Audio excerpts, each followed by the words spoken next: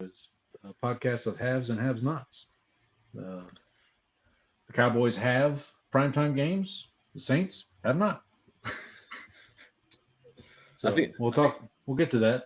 But we're live. So see if you're joining us. Thank you.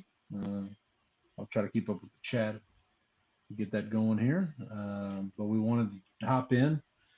Have you been watching the release show, Brandon? I haven't watched it. I tuned in for a little bit of it, but like it was it's they tried to make it a big event. They had Al Michaels on, and it was just like, what are we doing here, people? Like what? I've been update. So I've been updating my spreadsheet all day. I've just been going through Twitter whenever something leaks. Just I mean, you sent me the whole Cowboys schedule like an hour ago, or like 3 hours ago, or whatever it was. So they did a live stream today on like the golf course, and they Okay. were apparently like dropping hints on the stream. Like so they did like hole one because they did golf because it's an 18-week schedule, right? So you got 18 Okay. holes. So each hole had like a little like somebody had like a eagle like club cover on the Oh, first one. nice. So it was like Nice. I haven't watched the whole video yet to see all of them, So but this was the Cowboys social team? yes. Okay. Because I know like Rich Eisen yesterday on his show signed his NDA from the NFL that basically says like he can't reveal the schedule. He can't reveal, but everybody else can. Yeah, right, yeah. I was wondering if like somebody called into a show and was like, "Hey, so can you confirm if the Saints play so and so this week or whatever?" Mm. If you could get in trouble, I'm guessing you could. Yeah, I saw the Commanders game on Christmas was leaked by somebody, or the people that had it were media related people in Yeah, Washington because it's in. I think the game is in Washington for that one. yeah, the Cowboys Commanders. Mm-hmm. Yeah, the interesting one I found was initially it was reported that it was going to be Vikings Lions on Thanksgiving, and Right. then that got Packers. rescinded. Well, that got rescinded because like 30 minutes later it said Lions Vikings on Christmas. And at first I was like, oh, that's kind of cool. They'll play each other. They'll do the home and home on Thanksgiving and Christmas. Mm-hmm. But yeah, it ended up being Packers Lions on Thanksgiving, and then Lions will play in Minnesota on Christmas Day. You want to take a stab at I saw ticket prices for Cowboys Chiefs on Thanksgiving. Oh man, What do you want? Okay, nosebleed section. got to be 3 digits. But nosebleeds. Yes, $500. 420 is the lowest, and that's in the end zone. Well, you got to be smoking something to want to spend 420. I see what you did there, Paul. Yeah, you see, yeah. I watch it in my tryptophan stupor. But I gotta say though, I need to be in a tryptophan stupor for that you might game. need to be. Well, we'll get to the schedule in a little bit, but I'll just say this: I think they got all the holiday games right, at least on paper. It seems like they've got Bengals Ravens, Cowboys Chiefs, Lions Packers. Lions, Like that's Packers, three your really Thanksgiving. good. That's a really good Thanksgiving slate. And then Christmas, the nightcaps, Broncos, Chiefs on Prime, but then it's like Cowboys, Commanders, which should be a good game. And I forget what the other one is. I've got my schedule here. Let me see if I can. No, I have it. Had it filtered to Cowboys. Oh, how nice of you, Paul. I was working on something, but Lions, Lions, Vikings. Yeah, we just said that. Cowboys, Commanders, Lions, Vikings. Interestingly, on Christmas they flipped the Cowboys and the Lions. So on Thanksgiving it's Lions then Cowboys. Mm-hmm. On Christmas it's flipped. It's Cowboys then Lions. Who was the last game you said? On Christmas so on Christmas it starts Cowboys, Commanders, then Lions, Vikings, then Chiefs, Broncos. Oh, Chiefs, Broncos. Okay. Well, it's Bronco. It's in Kansas City, but yeah, that's the nightcap. Chiefs Chiefs want there was a story that came out a couple weeks ago. Like Chiefs want to be the Christmas Day team for the NFL. Like they want to play on Christmas Day for whatever reason. Well, they are red. They are, and Andy Reid does look like Santa Claus. So. He does. He doesn't have the beard, but he is the size of Santa Claus. And then when I was on NFL.com getting all the games, and that week 17, the Christmas week, like 5 games are TBD at this point. The only ones that are like locked in are the Christmas Day games. There's I think well, hang on. Well, I know week Eagles Bill Eagles is always TBD, that's right? All TBD, yeah. But like Eagles Bills is locked in that week. That's a 3:25 on Sunday. That's like a game of the week right. Game.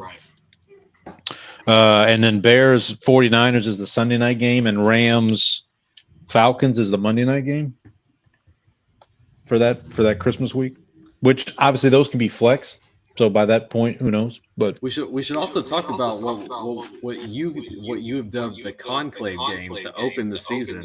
Oh yeah. So that's funny because we were talking about if we did a regular show this week and we had our patron saint, we were going to tie it into the election of Pope Leo the 14th, and we'd said, okay, well let's do a Saint and Cowboy that both played for the Cardinals at some point. Well, Saints Cardinals is going to open the season in the Superdome. I know. Cardinals at Saints. Will Pope Leo be in attendance? Don't count on it. Now, Pope Leo does have New Orleans roots. I don't know if you saw this. I've only seen his Chicago roots. Well, his ancestry dates back to the 7th Ward in New Orleans, which a lot of people are crediting that with the resolution of the Derek Carr issue that came about this past weekend. Which I guess we can talk about, but I think we got two. We each have something that we didn't get to talk about last week.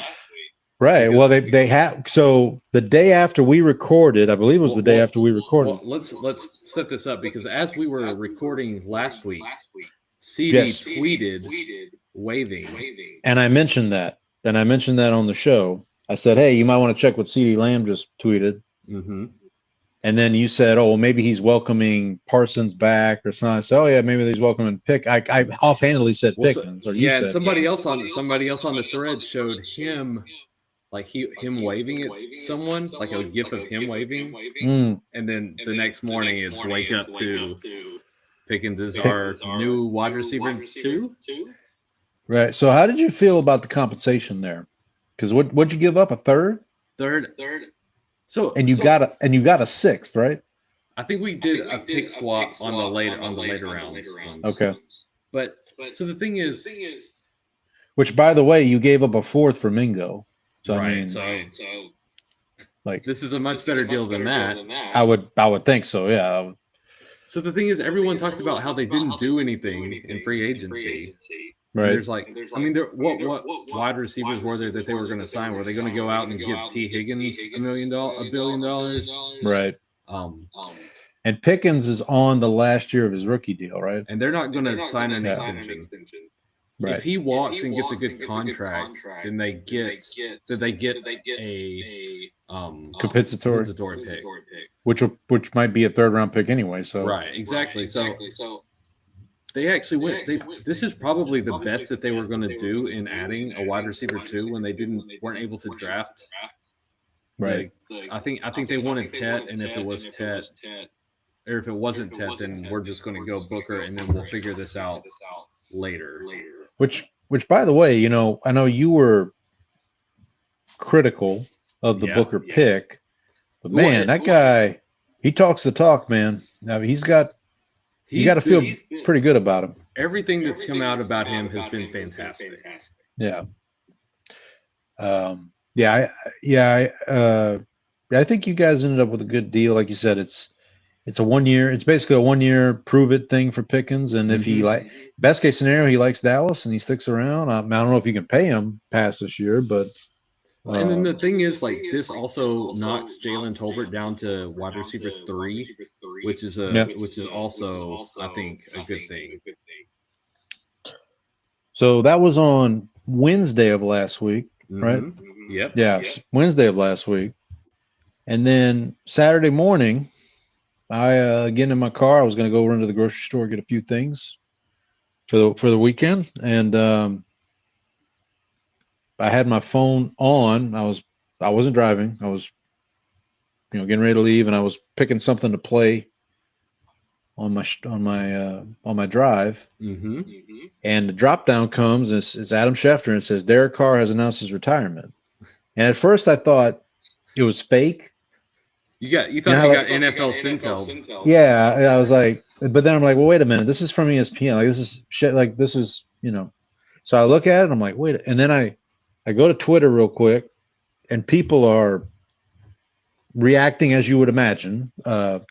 Saints fans are reacting as you would imagine. Particularly my guys over at Saints Block Party podcast, Ryan and Adam. They had an emergency podcast on Saturday morning, as you can imagine, just to give their thoughts. So basically, and then the word comes out that the Saints are going to recoup that $30 million that they restructured so that they could be active in free agency. And then it comes out that, well, Carr turned down the $30 million and how magnanimous of him. And then Monday, Ross Tucker, I've heard a couple people, Ross Tucker was the one I heard, I guess loud or not loudest, but I just heard him first. And he said, he kind of put it this way. He said, NFL players don't walk away from $30 million. Right. This very much sounds like what I've been able to synthesize and what I've been able to, the conclusion I've been able to come to is the Saints said, look, you can have the 10, we're taking the 30 back, and if you got a problem with that, we'll go after the 10 too. Oh, so that's what it sounds like to me. Now, I at one point during the week, I said, to me, it sounded like the Carr retired from the Saints, not the NFL, if that makes sense. So if there's a future open position. That was because another thing I thought about was, and we kind of talked about this on the show, is like after the draft, the quarterback market was kind of dry. Like because Aaron Rodgers is holding the Steelers hostage at this point, and you got like the only other team that Carr maybe would have gone to is the Titans because he has a relationship with Callahan, but they drafted Cam Ward, so that's probably not going to happen. What is it about Packers quarterbacks that makes them like so prone to like holding other franchises hostage? God, I don't know, man. At this point, if Rodgers doesn't go to Pittsburgh, I mean, they're going to be it's going to be Will Howard time. I guess Kirk Cousins is still an option if that doesn't work out. Well, good luck with all of that. Yeah. So long story short, the Saints recoup that $30 million. I mean, Carr has been, what I've heard come out of his camp is he's pretty adamant. Like he's retired. There's no plans of a 2026 comeback. I mean, we'll see. Has he mentioned that to the Las Vegas church yet? No, I haven't. Haven't been checking in on their Sunday. So it hasn't been certified yet. Hadn't been certified yet. I mean, his brother did go on NFL Network and basically was like, yeah, it was time. It was 11 seasons. It was ready to go. We were all ready to go, Derek. Yeah, we were ready for you to go, Derek. So now it's Tyler Shuck, Spencer Rattler, Jake Haener. They did sign Hunter Deckers, who was he was at Iowa State, was pretty good at Iowa State, and then got caught up in a gambling scandal. So he was dismissed from the team, ended up playing last year at Iowa Western, I believe was the name of the school. It's like a Division III school. I don't think he went. I'm pretty sure he didn't go to the combine. But obviously, they signed him as an undrafted free agent. Brought him in for rookie minicamp. New Orleans that's a great place to have somebody who had a gambling scandal. Well, I mean, Pete Rose while you're at it. Rest in peace. Future Hall of Famer Pete Rose. Now that he's Shoeless Joe Jackson too. Yeah. It's so asinine, man. It's just like, really. But But yeah, so that's the two big news stories, I guess, from your team and from my team for the week. We'll get to the schedule in a minute. You want to kind of do a brief what we watched? Yeah, this is like the first time that I actually have the big Okay. talking point for the watch. Oh, that's right. That's Because true. on Thursday night, I went and saw Sinners in theaters. But All right. before we get to that, we should talk about the previews because Okay. there were some. Rochelle was Rochelle one of them? No, it was more horror based, just because of the nature of the. So there was two updated horror franchises. Okay. There was I know what you did last summer. Yep. And then a new and Final Destination Bloodlines. Okay. I've seen the Final Destination Bloodlines trailer. I have not seen the I Know What You Did Last Summer trailer. You're not missing anything. It's pretty much exactly what you expect from that. So real quick, they are calling it verbatim I Know What You Did Last Summer, like the original film. Don't quote me on that, but I think okay. Yeah, it could have been something like I also know what you did last summer, or something. I know what you did 3 summers ago. Yeah, exactly. I'm looking this up here. I know. Yeah, no, it's the exact same title as the 1997 Jennifer Love Hewitt and Sarah Michelle Gellar joint. I think Jennifer Love Hewitt is going to be in this too. According to IMDb, Freddie Prinze is going to be in it, which he was in the original. Does that mean Sarah Michelle Gellar? Are they still together? I mean, if those crazy kids couldn't make it work, yeah. No, Jennifer Love Hewitt is in it. Okay, I saw her. I'm not seeing Sarah Michelle Gellar in this casting list. Did you ever see Cruel Intentions? Oh yeah. There's some Rochelle in that one. Let me tell you. I had that on VHS. And I knew exactly. You had a timestamp, huh? I knew exactly where to fast forward to. You had it written on a little notepad. Exactly. Oh, those were the days. But someone who I'm seeing is in I Know What You Did Last Summer is, why do I know this actress's name? This actress, the name rings a bell. Chase Sue Wonders? Why do I? So Sarah Michelle Gellar and Freddie Prinze Jr. is still married. Good for them. Yeah. Okay. I know why I know this name.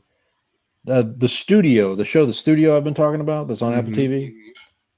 Chase Sue Wonders is in the studio. She plays like one of Seth Rogen's subordinates, basically, and she's like this up and coming executive. She's trying to make a name for herself, that kind of thing. And she had an episode that kind of really focused on her early in the season. She's really good. So, but yeah, she is in I Know What You Did Last Summer. The new I Know What You Did Last Summer. So sorry. So you continue with your. And then the other two were Weapons. Have you heard about? I've heard of this. Apparently, Jordan Peele fired a bunch of people because he didn't get the rights to this movie. And I think it's supposed to be like a allegory for school shootings or something. I believe so. Have you seen the movie Barbarian? Yes, I have. So this is the director of Barbarian is directing Weapons. That movie is out there. I've heard. I haven't seen it, but I've heard it. You're not a horror guy. That's right. Yeah. But I am interested in Sinners. I do want to see. Have you read the synopsis of Barbarian? I've kind of heard. I've heard of basically what it's. I mean, on Twitter, like people are posting. I mean, I've basically seen half the movie because the people would just post I wonder what parts you've seen. I know, I haven't seen them, but I've heard about them. I'll put it like that. Does the term lactation consultant ring any bells? No, I haven't heard about that. Okay, because that's a big part of the movie. Okay, all right, that's good to know. I know Haley Steinfeld is how do we say active? Oh, really? In the movie? Mm. In Sinners? No, No, we're talking about Sinners. I'm talking about Barbarian still. Oh, okay, my bad. No, Barbarian. I haven't seen any clips from Barbarian. No, I've heard it's out to what you said. I've heard it's out there, but I think maybe I did read the synopsis of that one because people kept talking about it like this, high end movie. Oh, my camera turned off here. Whoa. Give me a second. I got to turn. My son came downstairs and he turned the lights off on me. I got to turn my lights back on. You're going all dark on me. Yep. Give me a second. Mm-hmm.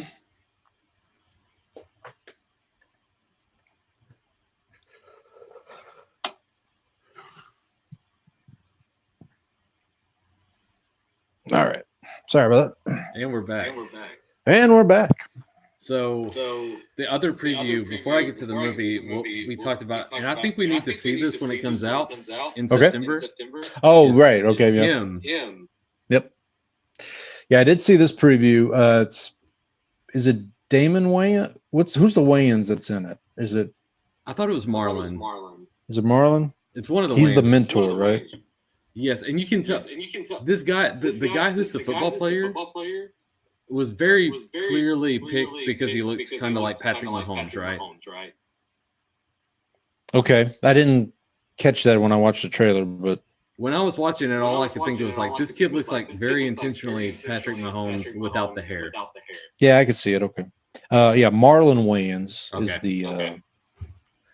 the whatever you call it, the mentor, and then it seems like I can't tell if this is like fever dream, demonic, or it's supposed to be some CTE induced hallucination. So on IMDb, if you look a movie up on IMDb, it'll have like the categories underneath the title.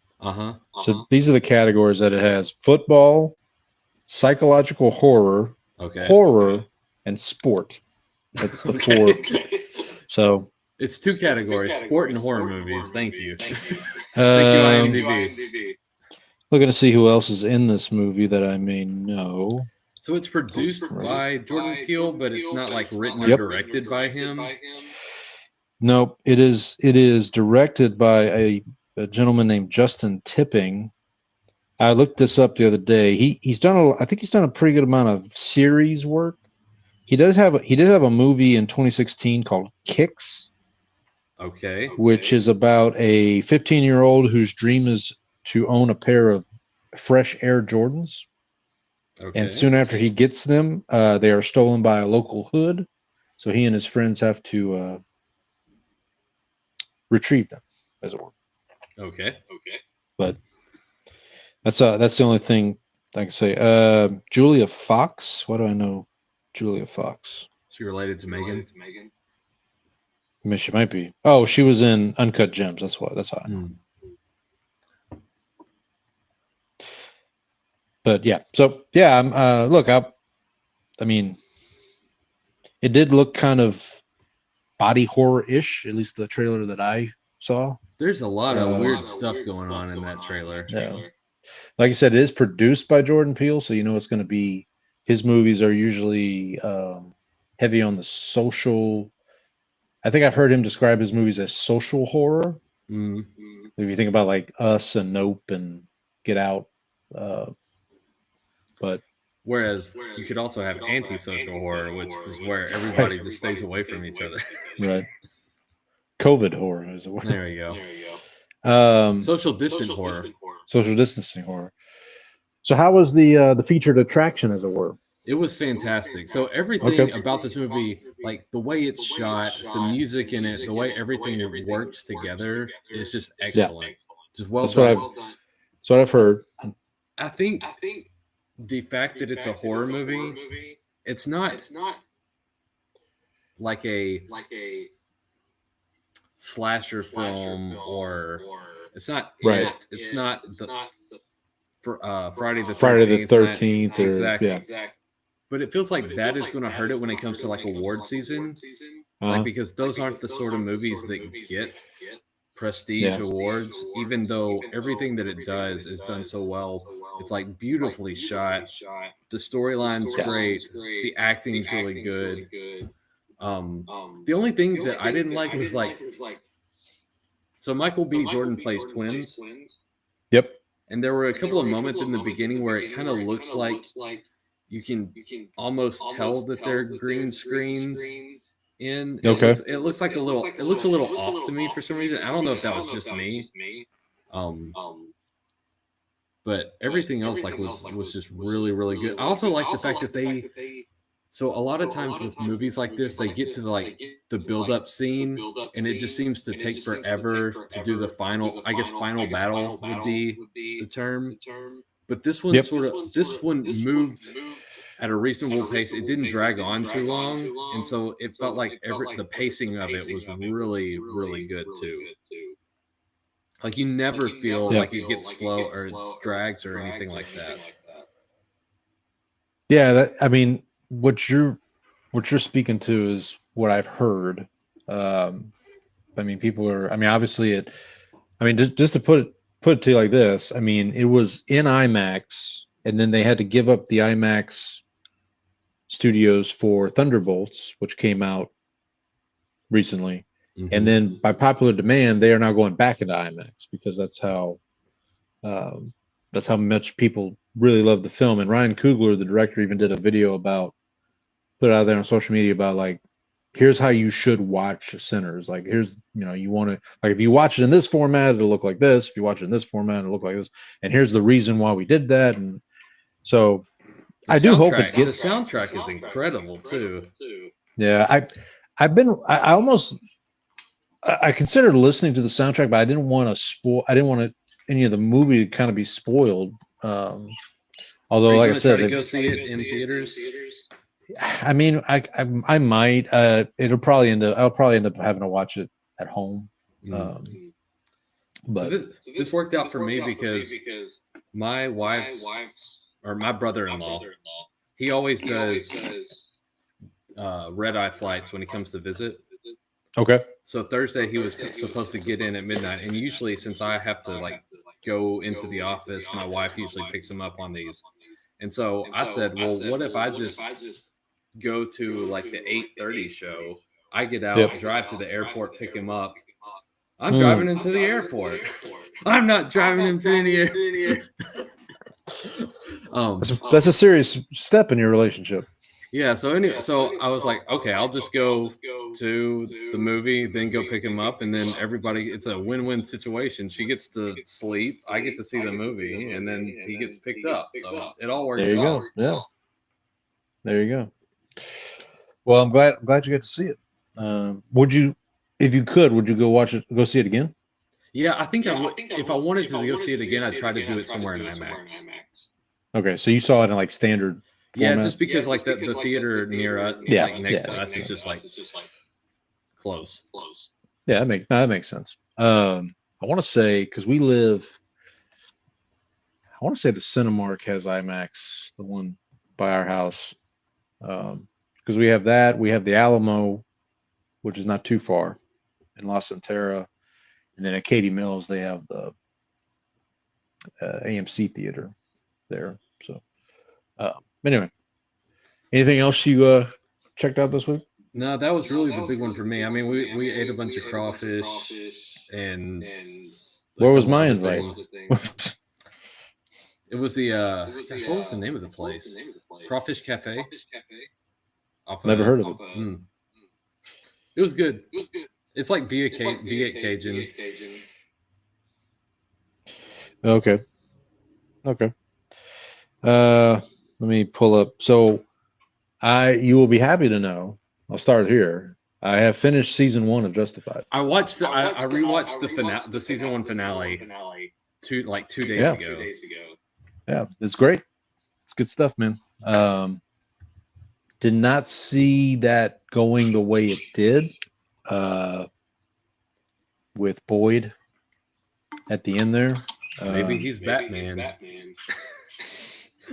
I do love the arc of his story Mm-hmm. of him and well, I guess him and Raylan's relationship, I should say. Yep. Because Also, they're on the different sides of the law, but there's also that like history of them like working in the mines together. And when you did that, when you've been down there together, that sort of like builds the companionship, right? So there's always the like, he had my back then, so right. Yeah, no, it makes sense. Like the way it played out made sense. I just didn't see it playing out that way. mm-hmm. But no, it was a really good show. We'll probably start season 2 here soon. I did also watch something else you recommended, I guess, which is Thoroughbreds. Oh yes. Yeah, I got a chance to watch that. So it was a weird one. It's a very art house movie, right? Very art house movie. So when the movie started, I didn't realize I didn't look up a lot of information about it before I watched it, but I did see that Anya Taylor-Joy was in it. And I was like, okay, I know who that is. And then that might the have girl been who, one of like the first big things she was in, I think. I think so. Yeah, I want to say that was kind of a. So this was the first film that the director directed. Corey Finley, I believe, was his name. Mm-hmm. But Anya Taylor-Joy. So I went in expecting, I was like, okay, I know who this is. But Olivia Cook, the co-star, I came away very impressed with her. I was like really like coming away from the movie, I was like, okay, she's really good. And I also knew the young man Anton Yelchin, who plays the drug dealer. I forget his name, but he kind of the guy with the gun. Yeah, the guy with the gun. He actually passed away tragically young. I forget the circumstances, but he was in Star Trek movie, the more recent Star Trek movies, and he was a very good actor. I knew him from a movie called Green Room that he did. But anyway, yeah, no, I came away with. I was really, like I said, blown away by Olivia Cook. I love the way the movie kind of lures you in, because when you first meet the two characters, you're like, you kind of think this is going to be a straightforward, okay, Olivia Cook's the bad child or the wild child, and Anya Taylor-Joy is like the good kid. The good kid who's going to get corrupted. And then as the movie goes along and you start to learn, not to spoil it, but you start to learn things, it's like, okay, maybe it's not exactly that black and white. I will say the guy who plays the dad, or the stepdad, I should say, Anya Taylor-Joy's stepdad, I knew him from House of Cards. If you've seen that show on Netflix, he played. I want to say he was a member of the press that ends up falling in love with Robin Wright's character on that show. So I did see that. I did want to bring up. So I'm continuing my Mission Impossible rewatch. Got up to Rogue Nation, the 5th movie, and I wanted to mention that the movie. Do you know where the movie begins? It begins in Minsk. Oh. I don't remember if the Milan? previous. Well, no. Well, they don't go to Milan, but I don't remember if the previous film ends in Milan. So then I don't know if that. Somebody needs to do like a film franchise that has that happen, just as like a nod to Seinfeld. Starts in Milan and ends in Minsk, but it's like an 8 movie franchise. But no, Rogue Nation. I talked about this last week. Like, I feel like the Mission Impossible movies are kind of. There's the first 3 movies that are somewhat grounded, and then they're like, once you start with Ghost Protocol, which is the 4th one, the stunts just get ridiculous. And Rogue Nation, definitely fits in that. I think I liked Rogue Nation more than Ghost Protocol. Fallout, which is the next one I'm gonna watch this week, has a very good reputation, and I'm looking forward to rewatching that one. That's the one with Henry Cavill. I think Mission Impossible was actually another one of the previews in the Sinners. Oh, the Final Reckoning. Yeah. Yeah. Oh, Yeah. But one other horror movie preview that I forgot to mention was called Clown in a Cornfield. I've heard about this one. Yeah. Very on the nose name. See, there's a clown, and he's in a cornfield. But there's one moment in the preview where the two girls are like in a house and they're like, call 911, and it's a rotary phone, and they're like, where are the buttons? Oh Lord! But it's one of those. Everybody in the theater laughed because we're all like, yeah, our age. Yep, sounds about right. Let's see what else. I guess to stick on the Tom Cruise kick, I did watch I rewatched War of the Worlds. Mm-hmm. I got to be honest, the first couple times I saw it, I wasn't a huge fan. My wife loves those kind of movies, the disaster type movies. Don't tell me you thought the book was better. No. No, my problem with watching it the first couple times is the kids annoyed me. If you've seen the movie, you may know what I'm talking about. But this time it wasn't so bad, and I could tolerate the children. I could separate that. But like there were a couple times where Dakota Fanning, who plays the daughter, it's like I think I told my wife the first time we watched it, I said I was kind of rooting for the aliens at one point. Like, can we just? But no, it was fine. Definitely good. Definitely more of a Spielberg movie than a Cruise movie, because like the whole, for those who haven't seen it, obviously it's about aliens taking over the planet, and so yeah. And then another Cruise movie I rewatched was Top Gun, the first Top Gun, the original. Highway to the Danger Zone. Highway to the Look, man, it's typical 80s like macho meathead cinema, and it's perfect. It's fantastic. R.I.P. Val Kilmer. R.I.P. to Val Kilmer. R.I.P. to Goose too. But yeah, it was. I hadn't seen it in a while. I've seen Top Gun Maverick. Is Val Kilmer Iceman? He is Iceman. Yeah. There's Iceman. There's Maverick. Obviously, there's Goose. Tim Robbins, who actually, that's funny. I'm just now connecting this. Tim Robbins is in War of the Worlds. He's the crazy guy that they kind of take shelter with there at the end. But Tim Robbins is also in Top Gun, and he's Merlin, who takes Goose's place in like the final battle. He becomes Maverick's wingman. Mm-hmm. And then I'm trying to remember who Iceman's wingman was. I can't remember what his name was. Something off the Poison Ivy. Oh wait, no. That's Batman. That's Batman and Robin. That's Batman, yeah. No, no, it was like Slider, maybe. I think Slider was his wingman. Anyway, but yeah, Top Gun. This just in, Top Gun, still good. I have seen Top Gun Maverick, but it's been a while. Let's see what else I'll talk about. I continue on another, I guess, movie journey that I'm on is Wes Anderson. The films of Wes Anderson. Watched The French Dispatch, from 2021. Oh, Le Dispatch Français. Yeah, that too. Yes. Just a really, this was my first time seeing it, and it really blew me away. It was a wonderful film. It makes me. That's another movie I want to go see is The Phoenician Scheme, which is his new film that's coming out at the end of the month. And this movie, French Dispatch, made me excited for Phoenician Scheme because the star of Phoenician Scheme is Benicio del Toro, and he plays a pretty prominent role in French Dispatch. They kind of tell in these like three. So it's basically the story of this newspaper. It's the French French Dispatch, if I could say that, the French Dispatch to Liberty, Kansas, or something like that.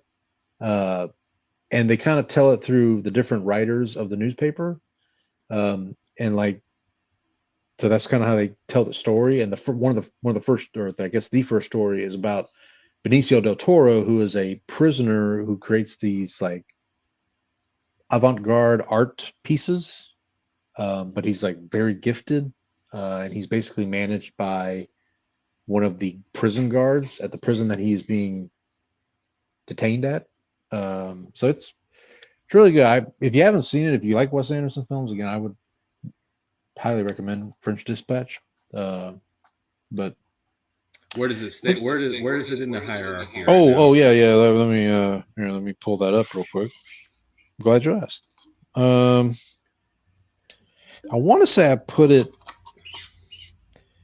like fourth, maybe, on my rankings. I only have 2 movies left to watch, which is Asteroid City, which I've already seen. I just got to rewatch it, and then I forget the name of the other one. It was a Netflix special or a Netflix premiere. It was like The Wonderful Tale of Henry Sugar, I want to say. Stars Benedict Cumberbatch.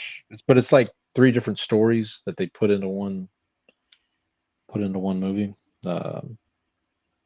Because I still have Rushmore as Rushmore still 1, and then Tenenbaums, and then Grand Budapest Hotel. And I think I put French Dispatch 4th, but I'm just confirming that. I saw a couple other things. Yeah, here we go. Yeah, I have French Dispatch 4th, right ahead of Fantastic Mr. Fox. So that's my top 5. Oh, we also both watched some Stars action. Yeah, so Saturday, I think it was, they played Saturday? They played Sunday. Sunday, okay, yeah. So Sunday, I was getting ready.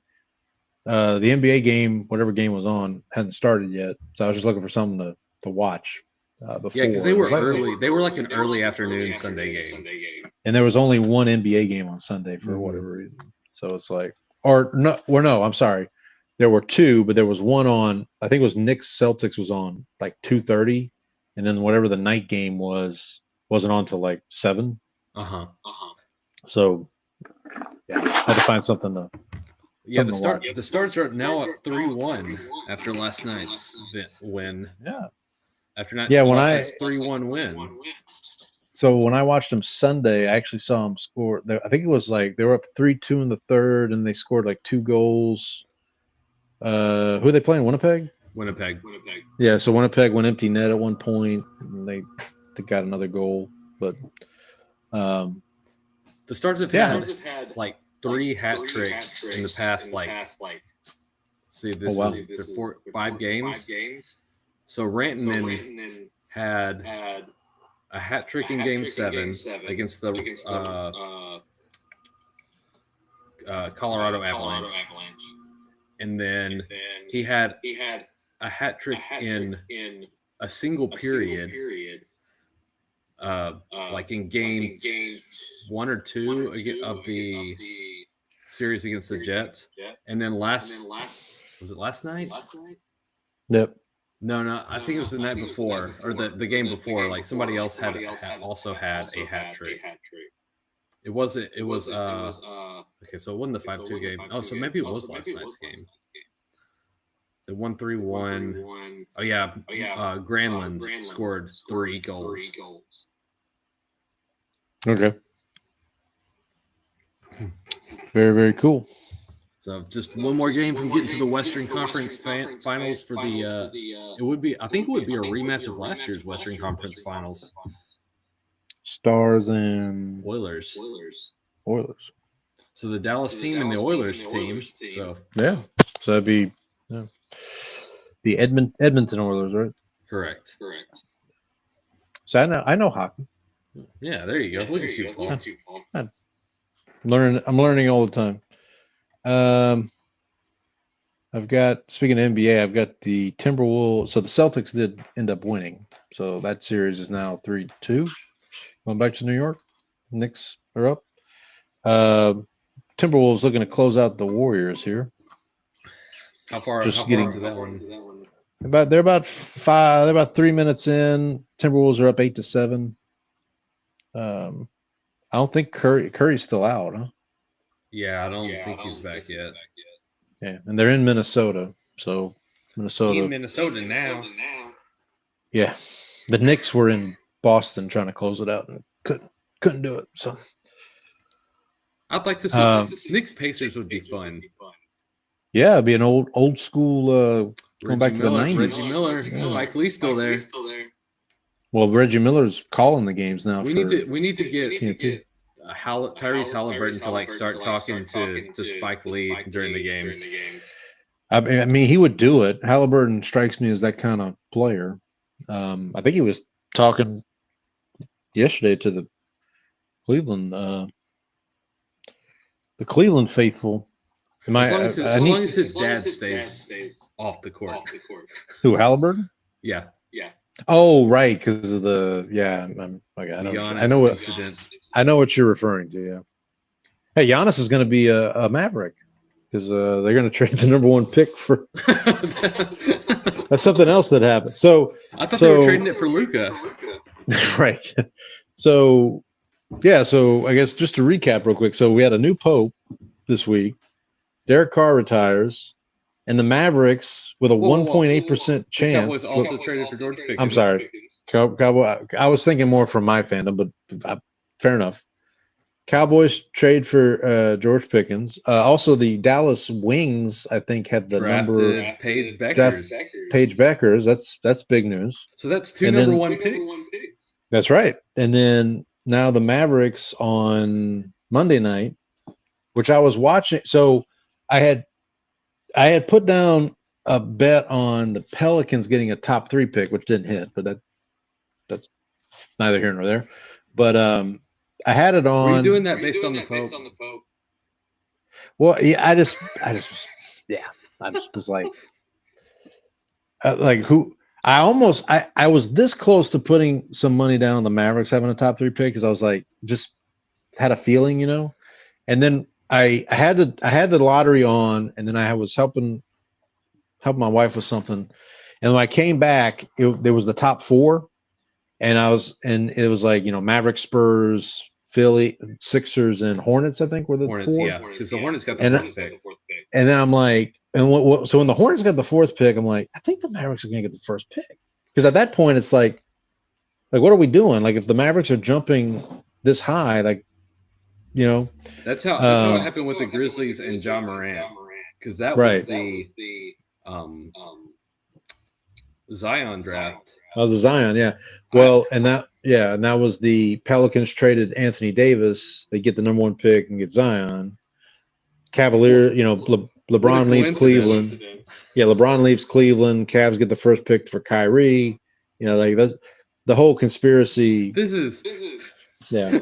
It's cooked. Okay, we all know what you're doing here. The Knicks got Ewing. Yeah, the Knicks with Ewing.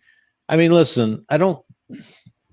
It's kind of like when the whole thing happened with the Saints losing the NFC Championship game on the pass interference no call. It's like we're not saying it's rigged, but if you told us it was rigged, like these are the kind of things that we would. These are the kind of things that we would point to. Like, yep, we should have known. Like when. If the NFL was smarter, they would rig more stuff for the Cowboys because the league's ratings are better when we're good. Dez would have caught it, right? Exactly. Oh, by the way, I don't know if we talked about that on the show, but the draft was in Green Bay this year, and apparently there were folks going around the draft asking Packers fans, "So did Dez catch it?" And they were all like, "No, of course not." They've said the league has come out and said it should have been a catch. I mean, the league came out and said that it should have been a pass interference, but Jared Goff's going to go to his grave saying it wasn't pass interference. So, Yeah, Jared Goff. Um, But we should framing what you talked about. We should just talk about it in a Dallas sports context. Like what? So Pickens trade, right? Paige Beckers. Number 1 pick in the NBA. Yep. Stars are on a roll. The Rangers. How are the Rangers doing? They fired their offensive coordinator, and they're actually hitting better now. Oh, the hitting coach, you mean? Yeah, the hitting coach. No, it's offensive coordinator was the. I think Is that what they call? that was what they called him. Is that Brian Schottenheimer too? Yeah, That's Clayton Adams. I haven't kept what's I know the the Astros are actually ahead of the Rangers now. Well, it's like they're tied. Yeah, it's like yeah. it's not a. Are the Astros playing right now?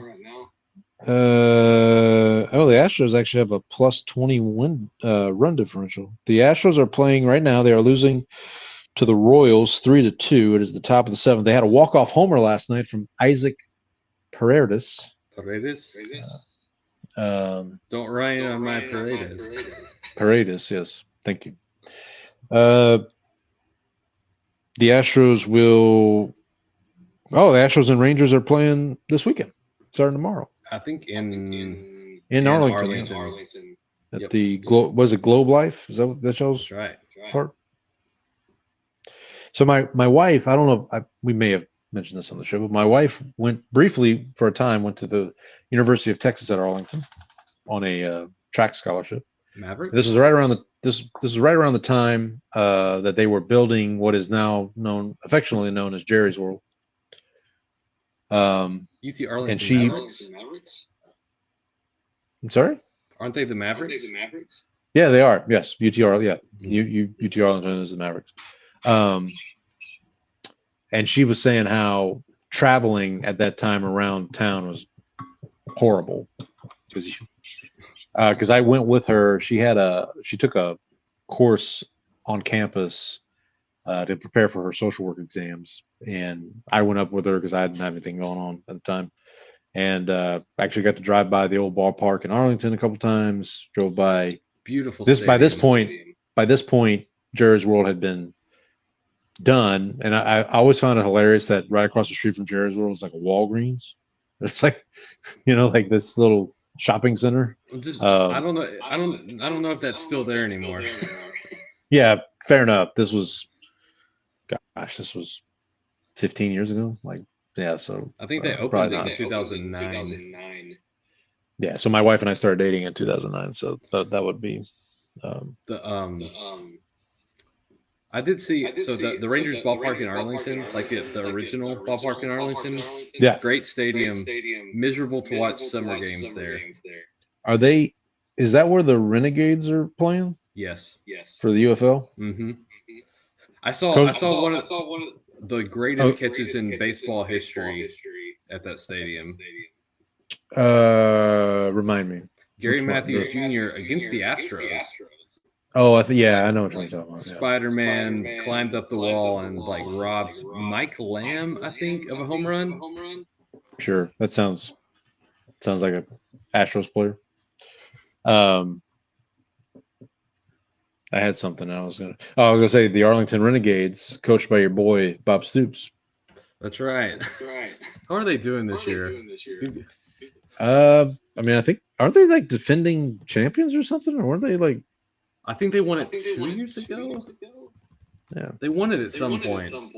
We need to get on that UFO. We need to get on that internet.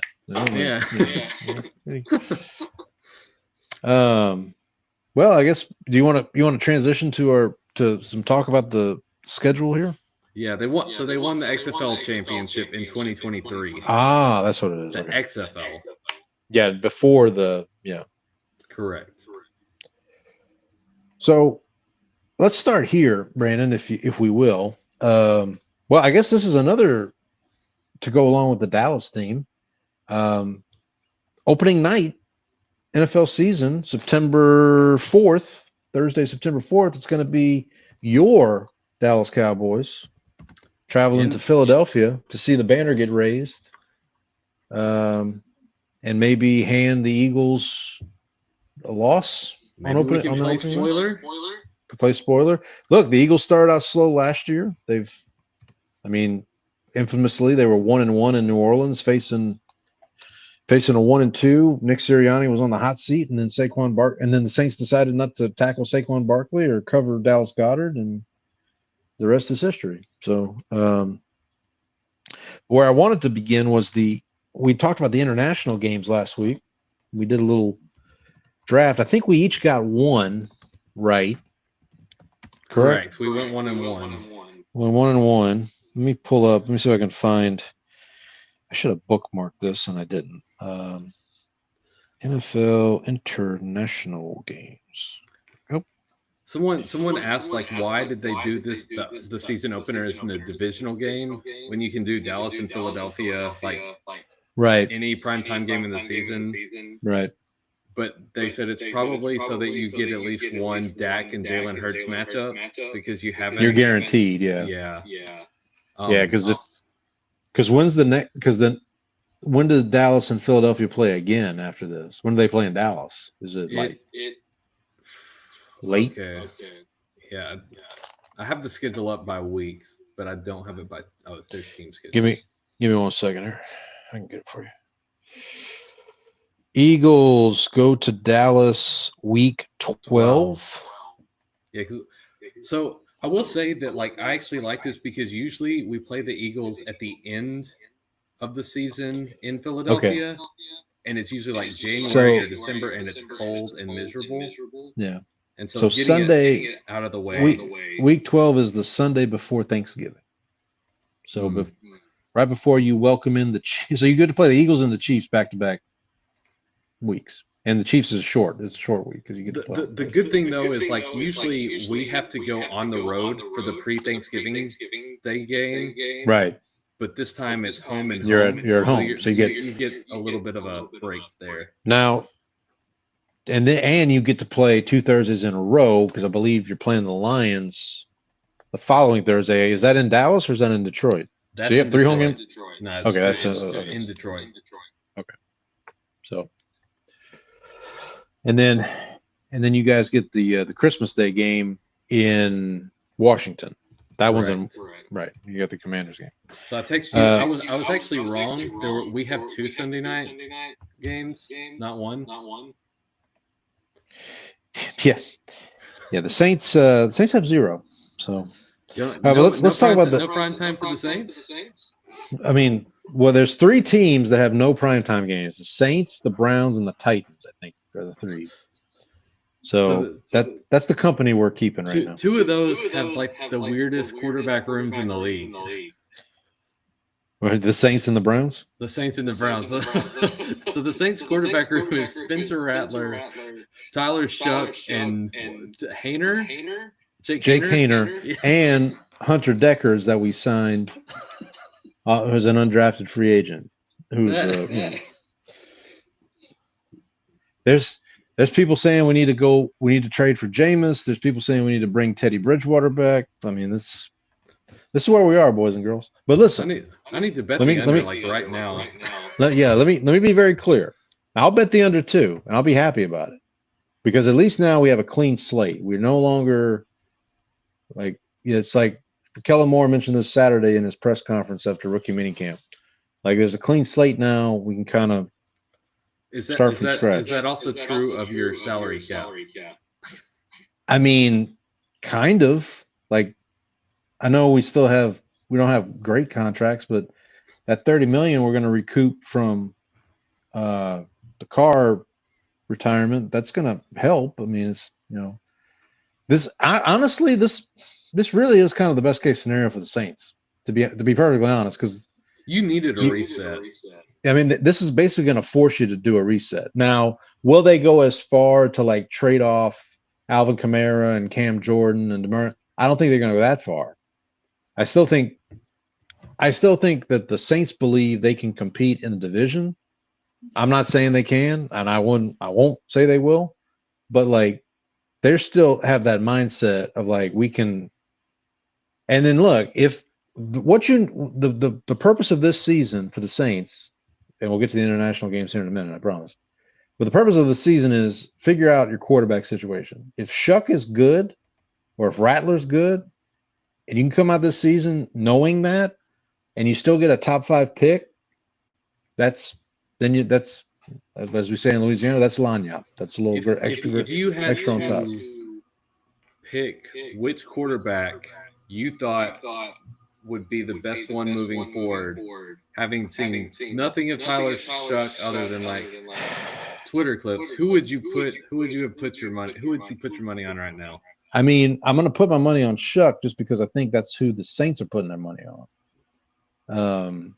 I think the Saints organization, I'm not saying everybody in the organization, but I think there's a contingent in the organization that would see it as a disappointment if we get to week 1 and Spencer Rattler's the starter. Now, listen, if he comes out in camp and he earns it, great, fantastic. But I mean, you don't spend a second-round pick on Shuck if you don't think that he could at least, contend and win the job. Be competent. Be competent, yeah. Now, again, if he ends up sucking and Rattler ends up sucking, and you get the first pick overall, and with the quarterback class that's coming next year, and Arch Manning notwithstanding, because from what I keep hearing is he's not coming out next year, but we'll see. Then you go back to the drawing board and you do that. But at least now we're not in this because like with Carr, we could have messed around and won 7 games. You know what I mean? Mm-hmm. Potentially. Not saying they would have, but they could have. And then you're basically in the same situation you're in this year. Right.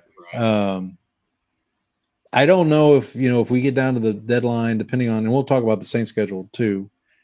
I actually think their schedule fell not terribly. I mean, I would probably still bet the under. Do you have a number in front of you? What the I'm actually looking at it right now. It's under 6 on Rebat. Mm-hmm. Under 6.5 is at minus 150. I would say there got to be some juice on that. Yeah, it's really juiced. Got to be some juice. I would even, if it was at 5.5, I'd bet the under. I'm gonna be honest, because I think we'll talk about it, but I don't see more than 5 wins on their schedule, personally. But here, let's talk about the international games real quick. So when we did the draft last week, we kind of, as we went through it, we kind of made assumptions. And one of the assumptions we made was that there wouldn't be divisional games, right, in the international. Yep. Well, guess what? The first one in Brazil is Chiefs Chargers. So throw that out. Throw that out the window. And then we also kind of had an assumption that one road team would not go abroad twice. Well, throw that out, because the Minnesota Vikings are going to go to Ireland to play the Steelers when everybody thought it was going to be the Packers Steelers, but that didn't pan out. I know what happened there. I don't know. Maybe, like we talked about, if the NFL thinks it's going to be Rodgers in Pittsburgh, then they may want to have the Packers Steelers game, which I think that game ended up being like week 15 or like way down the road. Let me look that up real quick. I'm throwing a bunch of over under bets or win totals bets right now. I bet you are. Where's my you're gambling. I need we need our drops here. We need our drops, yeah. We're flying solo without our drops here. Packers Steelers is okay, maybe it's not that far down. I thought it's like middle of the season. Packers Steelers, where are you at? Is week 8. Oh, and it's a Sunday night game or a Monday night game. It's a Sunday night game. So that's what it is. They wanted to have that as a Sunday night game, assuming that Rodgers is going to be in Pittsburgh, is my guess. Anyway, so Vikings will play Steelers in Ireland the last Sunday of September, and then the first Sunday of October, they'll take a little flight over to London and play the Browns. That's brutal, man. In Tottenham. Yeah, that's not I mean, I would imagine. I've never been, but I'm imagining Ireland to England is not. That's true. Terrible. That's true. Not terrible. It's like a 2-hour flight. Now, if they made them fly from they made them fly from Ireland back to Minnesota and then to London, that would be a problem. That'd be a problem. And then I got this one right. So October 12th, I don't know what week. I think that's week 6. Broncos at Jets in Tottenham. And then the next week in Wembley, it'll be Rams at Jaguars. So that is a Liam Cohen revenge game, kind of, because I think he came from the Rams originally. He's from the McVay tree, I believe. Yeah. So should be maybe a high scoring game at least. Paul, what do you think of Titans under 5.5 at plus 124? Ooh, that's some sweet action. action. I'm gonna have to look at the Titans schedule here in a minute. Well, they do play the AFC South, so that's a. When they play the NFC South, well, no, they don't. No, they play the Saints. They put the Saints at Titans like week 17. Why? Like what? I want to see that. Nobody's watching that, but that's going to be on Home Shopping Network. So originally there was a schedule that went out that got leaked, quote unquote, and it had Saints at Titans week 1, and I was like, okay, well that makes sense. You'd have Shuck against Ward week 1 potentially, and then that got blown all to hell because Titans are in Denver week 1 and Saints are hosting the Cardinals week 1, as we talked about. But the conclave game. The conclave game. You got the Germany game right. Falcons, Colts. You know Berlin. What you did, Germany. You know what you did, Germany. That's a Matt Ryan bowl. Oh yeah, Falcons, that's right. Colts. Andre Rison. Andre Rison. Dominic no, not Dominic Rhodes. Dwight Freeney. Dwight Freeney. Yeah, there you go. And then finally in Spain, the rain in Spain will fall mostly on the Dolphins and the Commanders. Commanders at Dolphins, which maybe your boy Quinn Ewers is starting for the Dolphins by that point. Who knows with that team? Who knows? So yeah, so we each got one right on the international circuit. Okay, so do you want me to go through the Saints schedule next? So how we want to do this? Yeah, let's go with the Saints and then we can hop over to the Cowboys. All right, so the Saints. Just give me a second to calibrate here. Can you hear me okay? Yep. All right. So we mentioned the Saints will start off in New Orleans hosting the Cardinals. I actually think they can win that game. Call me crazy. So they have back-to-back home games to start. They have the Cardinals, and then they have the 49ers. So 2 NFC West teams. The 49ers game, I don't expect them to win at all. Then they will travel west week 3 to go to Seattle. Okay. And then week 4, they travel all the way back east to go to Buffalo. So you got the Beastquake game. So you got the Beastquake game, and then we got the last time the Saints were in Buffalo, they won, but I mean they were good back then. Last time they played the Bills was actually Thanksgiving night in New Orleans, and Josh Allen killed us. But we played the Bills on Thanksgiving one year, and that did not work out well for us either. Yeah. So I would imagine that's 1-3 to me, staring you in the face. At best, that's the best 1-3. Those first 4 games. Week 5, we host the New York Football Giants. So you're talking about potentially a Jackson Dart, Kyler Shuck game there.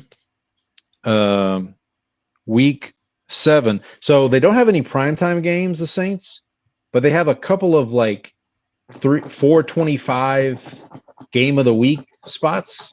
Uh-huh. And the first one is in week 6. Hosting the Patriots. Why? I have no idea. I guess the Drake is coming to New Orleans, and I don't know. Maybe that'll be a Romo Nance game. God forbid. Week 7, they're going to go to Chicago. Face Chicago. Ooh. And face our friend Andy, the Bears fans team. Don't you know? Week 8. So then they have 2 back-to-back. That's another Pope game. That is another Pope game, yeah. Then they have 2 back-to-back 3:05 Central Time games. They're going to host Tampa week 8, and then they'll go to the Rams week 9. And then week 10, which is the last week before their bye week is week 11. Week 10, they will go to Carolina. So before their bye, they will play, give me a second here, they will play 10 games. Oh, yeah, they'll play 10 games. if they're 2-8, I'm serious. Like that's about where I would expect them to be. I don't expect them to be any better than 2-8, 3-7. Like, because let me go back through those games again. Home Arizona, possible win. Home San Francisco, loss. At Seattle, loss. At Buffalo, loss. Home Giants, possible win. That's a winnable game. Winnable game. Home Patriots, I would say a loss based on. I bet the Patriots over. But there you go. At Chicago, that should be a loss. Home Tampa, that should be a loss. At the Rams, that should be a loss. And at Panthers, maybe. So like Patriots and Panthers are like, I would say toss-up, closer to toss-ups right now. And then coming off the bye, they have another 425 game of the week spot hosting the Falcons. Tickets as low as $52, Paul. I'd imagine. You can probably get them lower than that if you know some people. The at Carolina game is the tickets starting at $36. Oh yeah, no, yeah.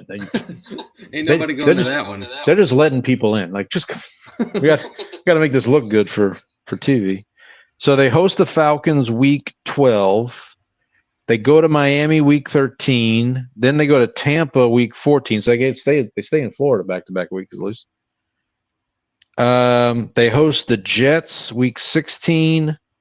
They go to Tennessee, I mentioned, week 17. And then they go to Atlanta week 18. So their last home game is week 16 against the Jets.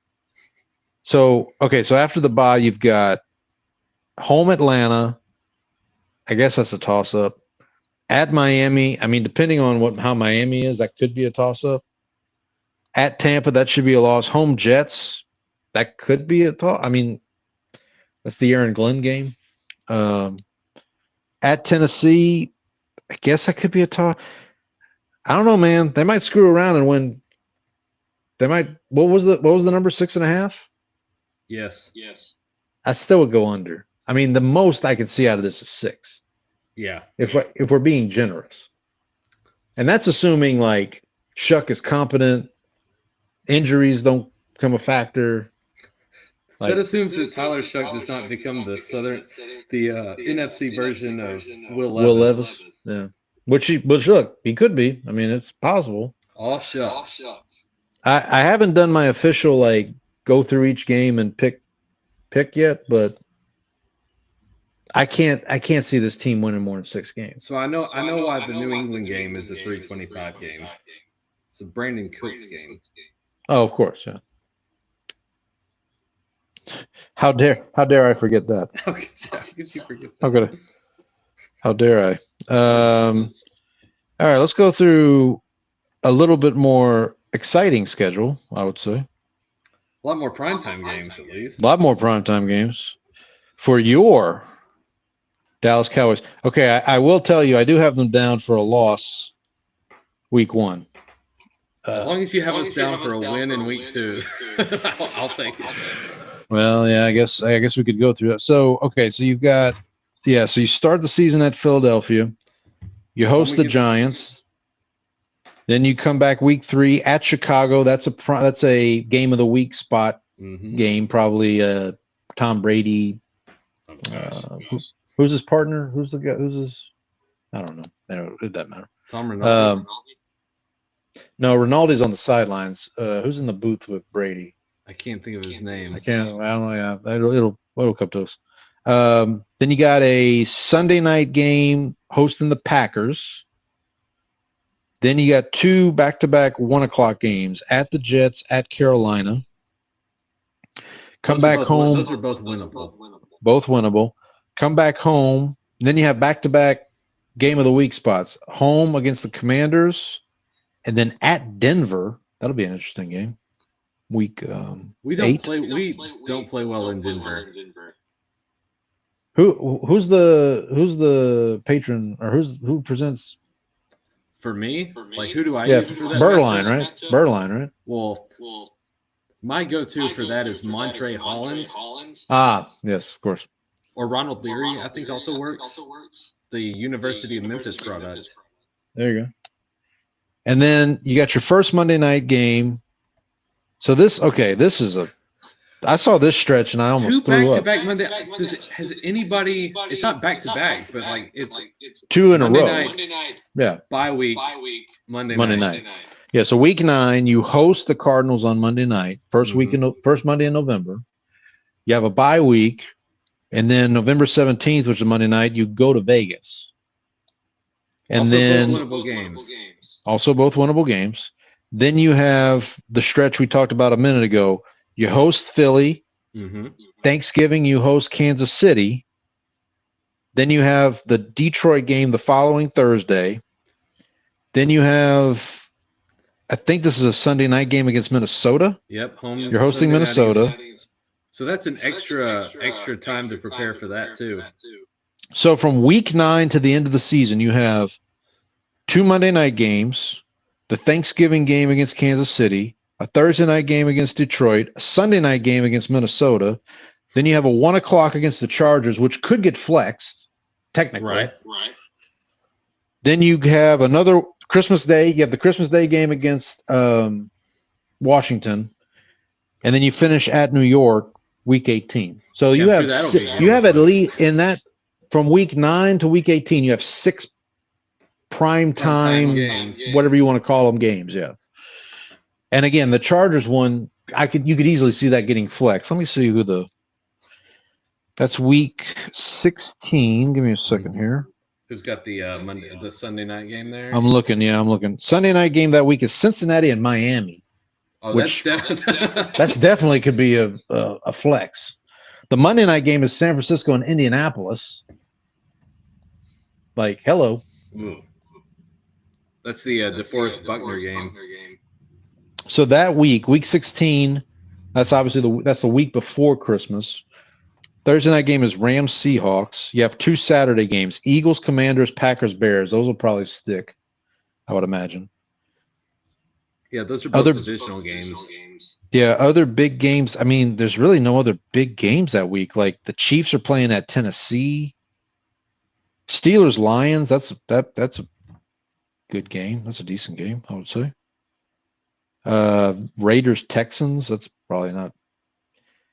I mean, I'm just looking at games that could get flexed. Patriots, Ravens maybe could get flexed. Like if the Patriots are good, if the Drakes, if we love the Drakes still. Steelers, Lions. That's I believe that's a Charlie Batch game, if I'm not mistaken. So I did. What's the number on the Cowboys, by the way? So I did place a bet on that, by the way. What's the number? 7.5, 8.5? Let me see here. 7.5. 7.5? Mm-hmm. I don't want to jinx you. I bet the over, man. Did you bet the over? Good for you. Yeah. Look. Okay, you play the Giants twice, so that's 2 wins. Oh, hang on, let me get back to this. So if Dak stays healthy, like I have a hard time believing that we would be bad enough to lose 10 games. Hey man, if Dak's not healthy, Joe Milton. I mean, who can throw the ball 80 yards? Have you seen Joe this Milton, man? Have you seen the video? Oh yeah, I saw it. Yeah, I know which one you're talking about. Did you also see him throw the orange 100 yards? That just seems superfluous. So the video of him throwing the football 80 yards looks like that Mike Vick commercial. Do you remember that one? Oh yeah, I know which one he you're talking about. Throws it out of the stadium, basically. That's what it looked like. Okay, we're gonna do this. We'll do this live. Okay. So, all right, lose to Philly week 1, beat the Giants week 2, at Chicago week 3. What are you thinking at Chicago? Loss? Ben Johnson still hasn't gotten his offense fully installed. Caleb Williams is still not quite there. We'll take that as a win. All right. Sunday night hosting the Packers. Loss. Yeah, you guys, Packers are your kryptonite. Yeah. Okay, come back. Come back on the road. 2-2 now.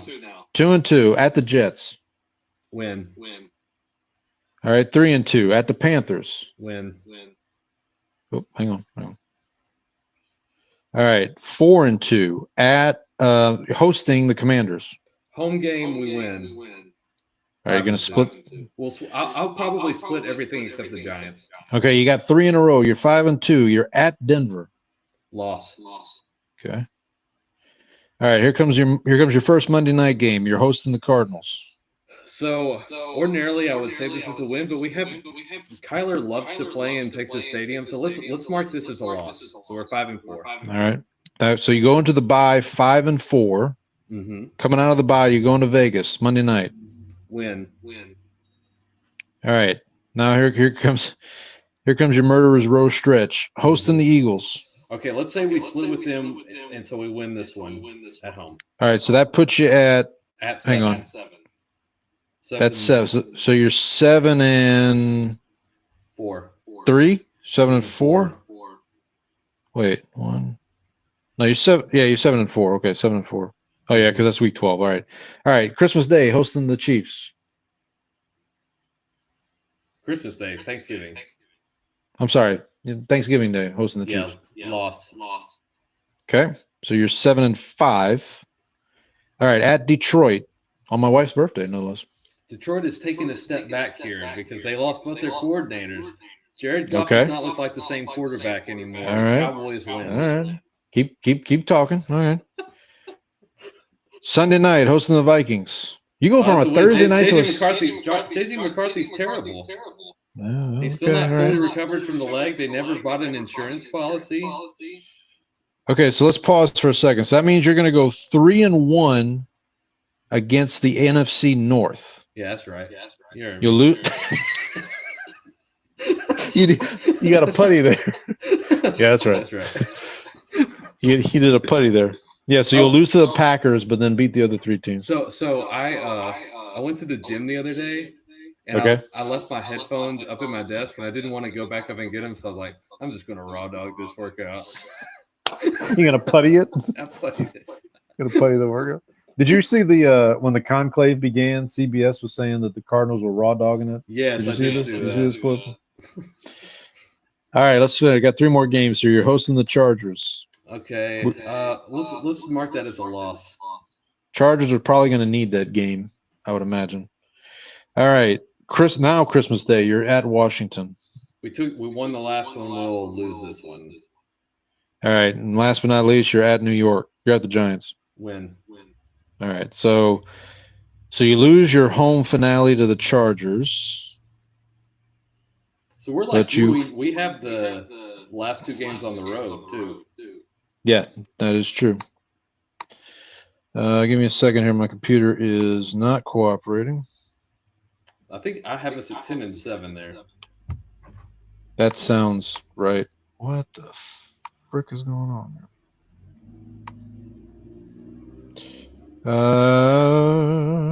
Yeah, 10-7.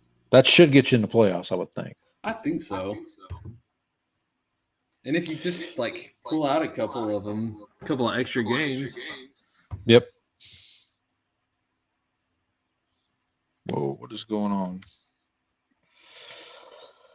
Apologies, my computer We're having here some is technical difficulties, ladies and all right. gentlemen. Here we go.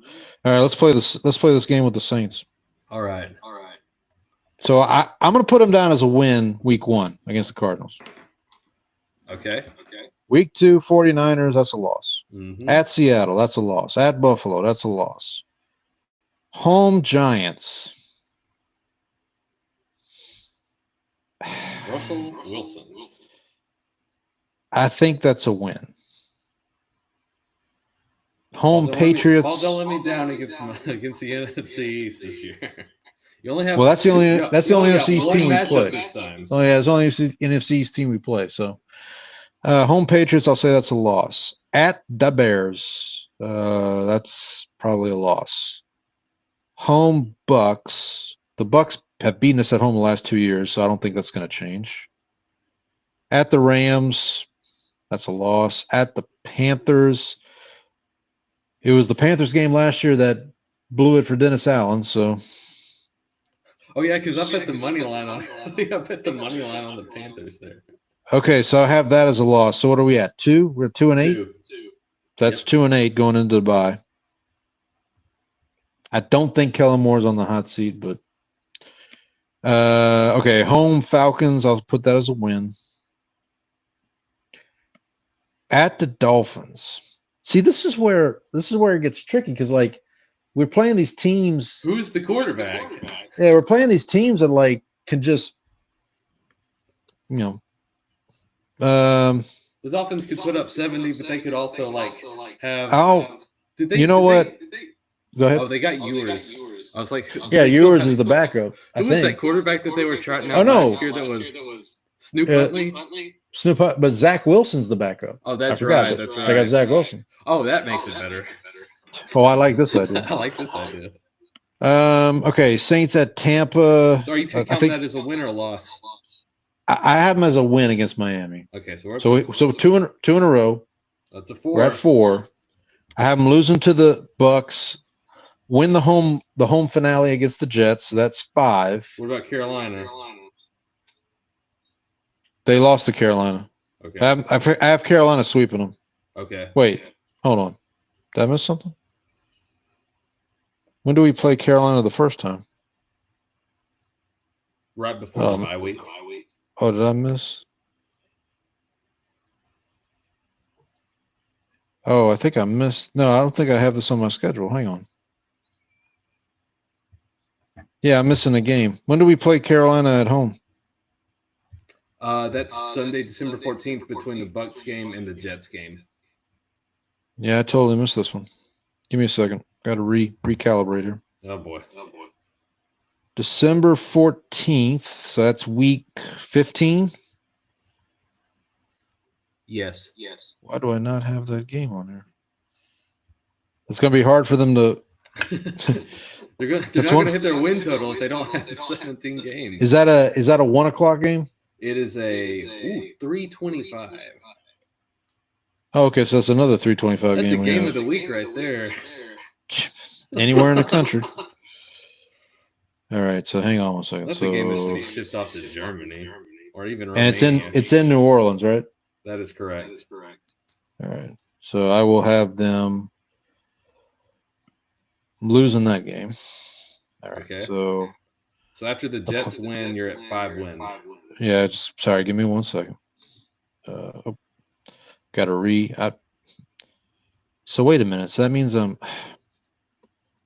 double checked this before we started. So that means I got an extra game somewhere because now I'm at. All right, I'll figure that out. Anyway. Yeah. So okay, lost to Carolina, beat the Jets in the home finale. At Tennessee, see this. Where are we at? We're at 5. Paul, you're looking dangerously close to an over right now. Wait, was it 6.5? 6.5 was the number. Yeah. Okay, I say we beat Tennessee, but we lose to Atlanta. Okay, so you're at 6. So that's 6. That's 6, right? Yep. So I gotta check something here because so I have the Saints at 6 and 11, which the rods and cones are all mixed up. Absolutely. Yeah, I don't know because I have 275 games. I should have 272. So I've got extra games somewhere. I'm going to go through and figure that out.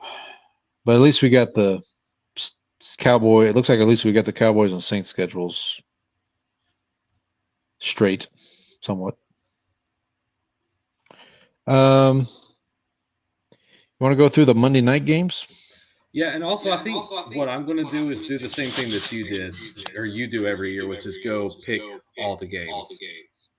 Yeah, I mean, I usually try to wait till closer to the season, and I'll probably adjust this before.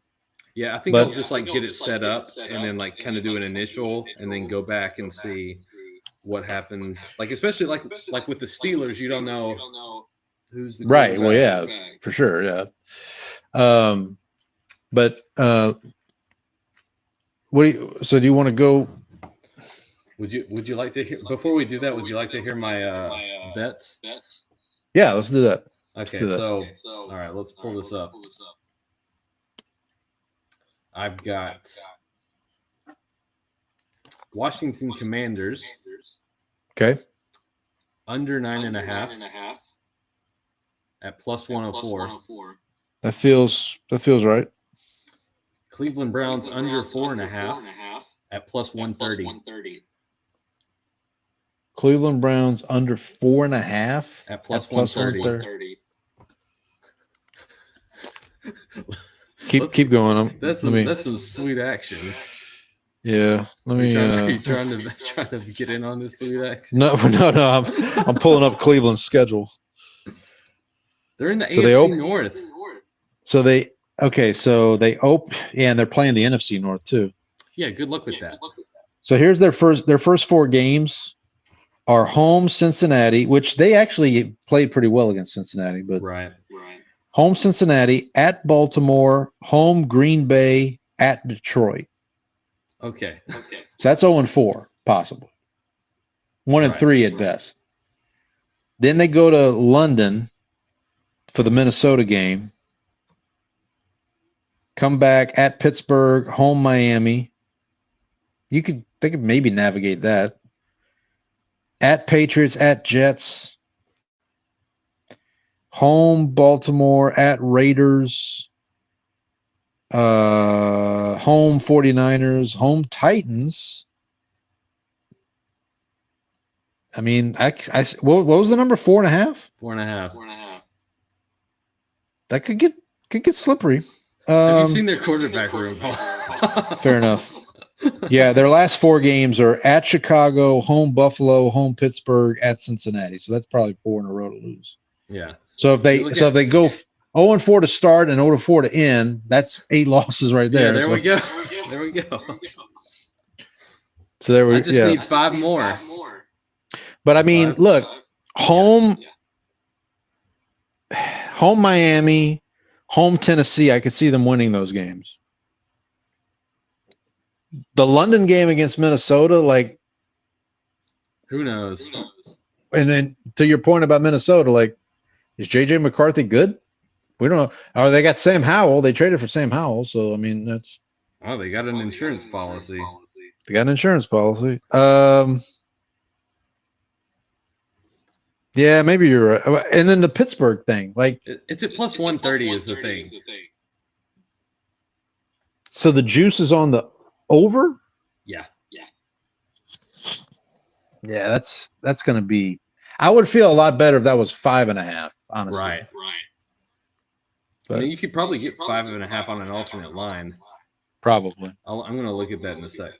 It'll probably be minus, might be even odds. Yeah. Okay, so we got Patriots over 8.5. Okay. Plus 115. Over 8.5. Okay.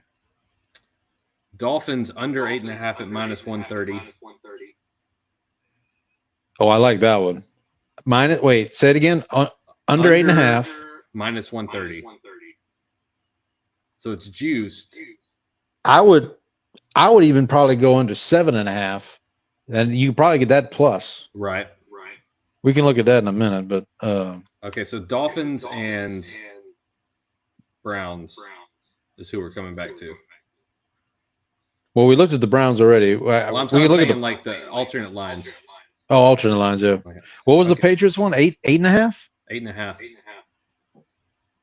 So Patriots open, home Raiders, at Dolphins, home Steelers, home Panthers. They could be 4-0. Yeah, those are winnable games. Like, you're looking at a pretty, especially, I like what they added in the offseason. Like, I like what they did. And then their first, like, and then they have a Sunday night game at Buffalo. That's a tough one. Which is tough. They go to New Orleans, which I already have them winning. They go to Tennessee.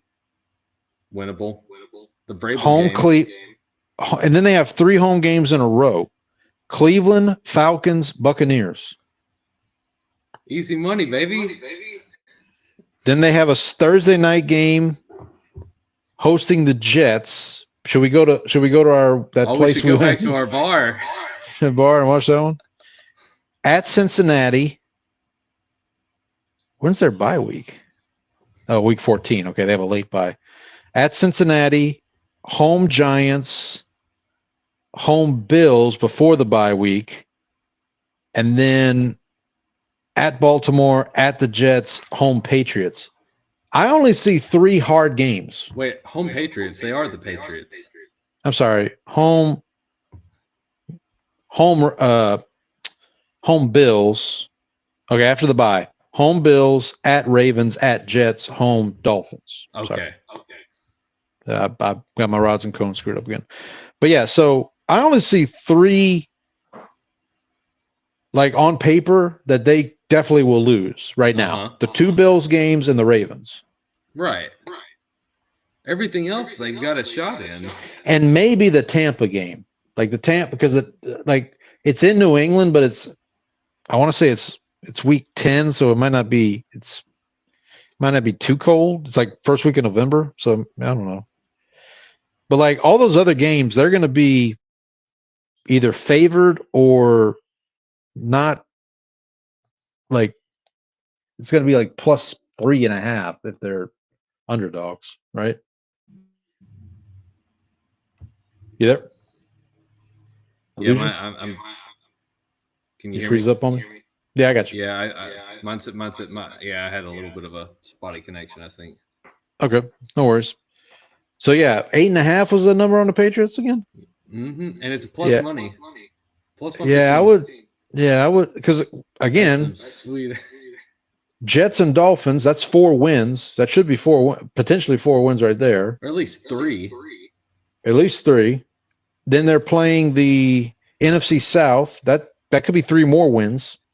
Because the road games in the NFC South are New Orleans and Carolina, which are definitely winnable. So you're playing Atlanta and Tampa at home. Yeah, 8.5 feels like, and to your point, like what they did in the offseason, like that feels like easy money. But all in, baby. Unless they're offensive. Of course, this one will of course, this will be the one that misses by like a mile. Right. I mean, like, now listen, I'm not saying they're going to go 14-3 when I say they only have 3 losable games. Like they're going to slip up. They're going to, stub their toe somewhere. But I mean, I picked them to make the playoffs, and I don't feel any remorse about that right now, looking at that schedule. So, yeah. All right. Who was the other ones you had? What was the other? You had Dolphins. Dolphins under 8.5 at -130. Under 8.5. Okay. Titans under 5.5 at +124. Under 5.5 at plus money. Let's take a look at the Titans. At Broncos, home Rams, home Colts, at Texans, at Cardinals, at Raiders. I mean, depending on how good the Colts are. I think a lot of it is also like, what does Cam Ward look like? What's Cam Ward look like? And I'm kind of on the betting on the under on him a little bit. I'm a little more pessimistic on Cam Ward than on Cam. Okay, so the Titans have the same bye week as the Saints. It's week 10. Coming off their the week before their bye week, they host the Chargers. Coming off their bye week, they have 3 home games in a row too. They just have a bye in between there. So they have Chargers at home, bye week, Texans at home, Seahawks at home. That could be 3 losses. I'm sorry, they have 4 home games in a row because they have the Jaguars at home the next week. I got to double check this, make sure I got this right. Then they go to Cleveland, they go to San Francisco, they host Kansas City, they host the Saints, and then they finish the season at Jacksonville. And if Jacksonville is better, which we think they will be, 5.5 was the number? Yeah, I mean, they could mess around maybe. Again, depends. Again, this all depends on Cam Ward, but so right now it actually looks like the consensus line is under 4.5 on other books. So I think I'm actually like getting it. You getting value? Deal. Yeah, I think a little bit. Okay, well, and what was and so that was that the last one? Yeah. No, I've still got 3 more. Okay, good. Tampa Bay Buccaneers over 9.5, minus 106. Over 9.5, minus 106. Yep. That I will say they are the best team in the NFC South. Your which division is garbage, Paul. Yeah, I mean, but that's like saying you're the tallest little person. But, Yeah. So let's see. They have back-to-back road games. They have at Atlanta. Did you ever read Phantom Tollbooth? No. Okay, there's a character who's he's like the skinniest fat person and the tallest yeah. I got you. Shortest. Okay, giant. so the Bucks open at Atlanta. Mm-hmm. Then they have a Monday night game at Houston, which I think week 2 is a doubleheader Monday night game. Yes, it is. Yeah. Then they have back-to-back home games, Jets and Eagles. Okay. Then they go to Seattle, come back home to host San Francisco. That's not an easy stretch. They go to Detroit for a Monday night game, and then go to New Orleans before their bye week.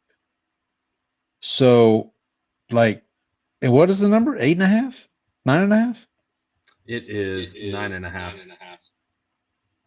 So you probably need them to go 4-4 before their bye week. Yeah, but that's doable. That's doable. Coming off the bye week, they go to New England. They go to Buffalo back-to-back weeks. They have three road. So they technically have 4 road. Wait, this cannot be right. I got to double check this. There's no way that this team has 5 road games in a row with a bye week in between. I got to double check this. So they play at New England, at Buffalo, at the Rams, and that Rams game is a Sunday night game. Come back home, host the Cardinals, the Saints, the Falcons. Those are all 3 winnable games. Go to Carolina. That's winnable. So yeah, you'll probably be all right. I think so. The back half of their schedule is okay. Here's the back half of their schedule. Again, if I have this right, starting in week 13, they host the Cardinals, the Saints. They have a Thursday night game hosting the Falcons. Then they go to Carolina, Miami, and then in the season hosting Carolina. So they play Carolina twice in the last 3 weeks with Miami sandwiched in between. So those last 6 games are all winnable, I would say. Which, to hit your number, if they go 4-4 before the bye, they're going to need those last 6 games to hit the number. Assuming I got a feeling they're going to win something before that. So weeks 10, 11, and 12 are at New England, at Buffalo. Is that right? That can't be right. Double check. Oh, wait. Why would the NFL put a team on the road 5 weeks in a row? That seems a little cruel. That seems weird. Yeah, I'm going to pull this up because I typed those up. I pulled it up off of NFL.com and just typed them up. And I must have got confused. Okay, so you got. Must have got confused. So what 5 do you have that are at Detroit? I have. Hang on one second. All right, so starting. Okay, they're at Detroit. Correct. They're at New Orleans. Correct.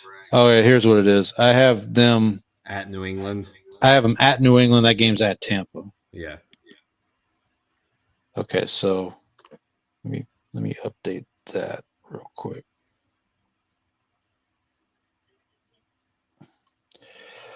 We're live, folks.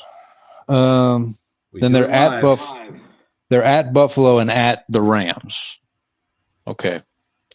Then they host the Cardinals. They host the Saints. They host the Falcons. Okay, so that's right. At Carolina, at Miami, and then host Carolina. Okay. All right. Yeah. All right. So, but yeah, I think that's. I mean, as long as Baker stays healthy, I think that's doable. And then Chris Godwin's coming back off of injury. They drafted Ibuka from Ohio State. Yeah, so Probably you had his replacement right there. Yeah, so they probably have. I think we talked about this after the draft. They probably have an idea that Godwin's not going to be back to full strength as soon as they hope. So that's why Ibuka comes in. They also drafted 2 corners, Morrison and Parrish, I believe. Mm-hmm.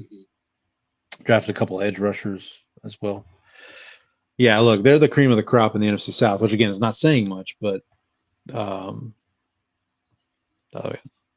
I have to think now. This is their 3rd offensive coordinator in 3 seasons because Canales left, Cohen left, and now they're on. I don't even remember who the guy is. They know how to hire the right guy, right? Right. So this guy's going to get a job next year somewhere else, probably.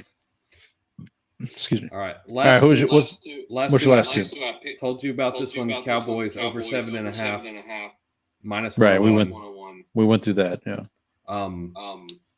The over 7.5 at most books right now is like -110 or -130. So I'm got a little. There's some value juice. there. Yeah, There's some juice there. I got some value there. I got it at -101. And Yeah. last one, easiest schedule in the NFL this year. San San Francisco. Francisco 49ers over 10.5 +109. All right, San Francisco, come on down. Let's take a look. Let's see how easy this easiest schedule is. Give me a second here. Calibrate.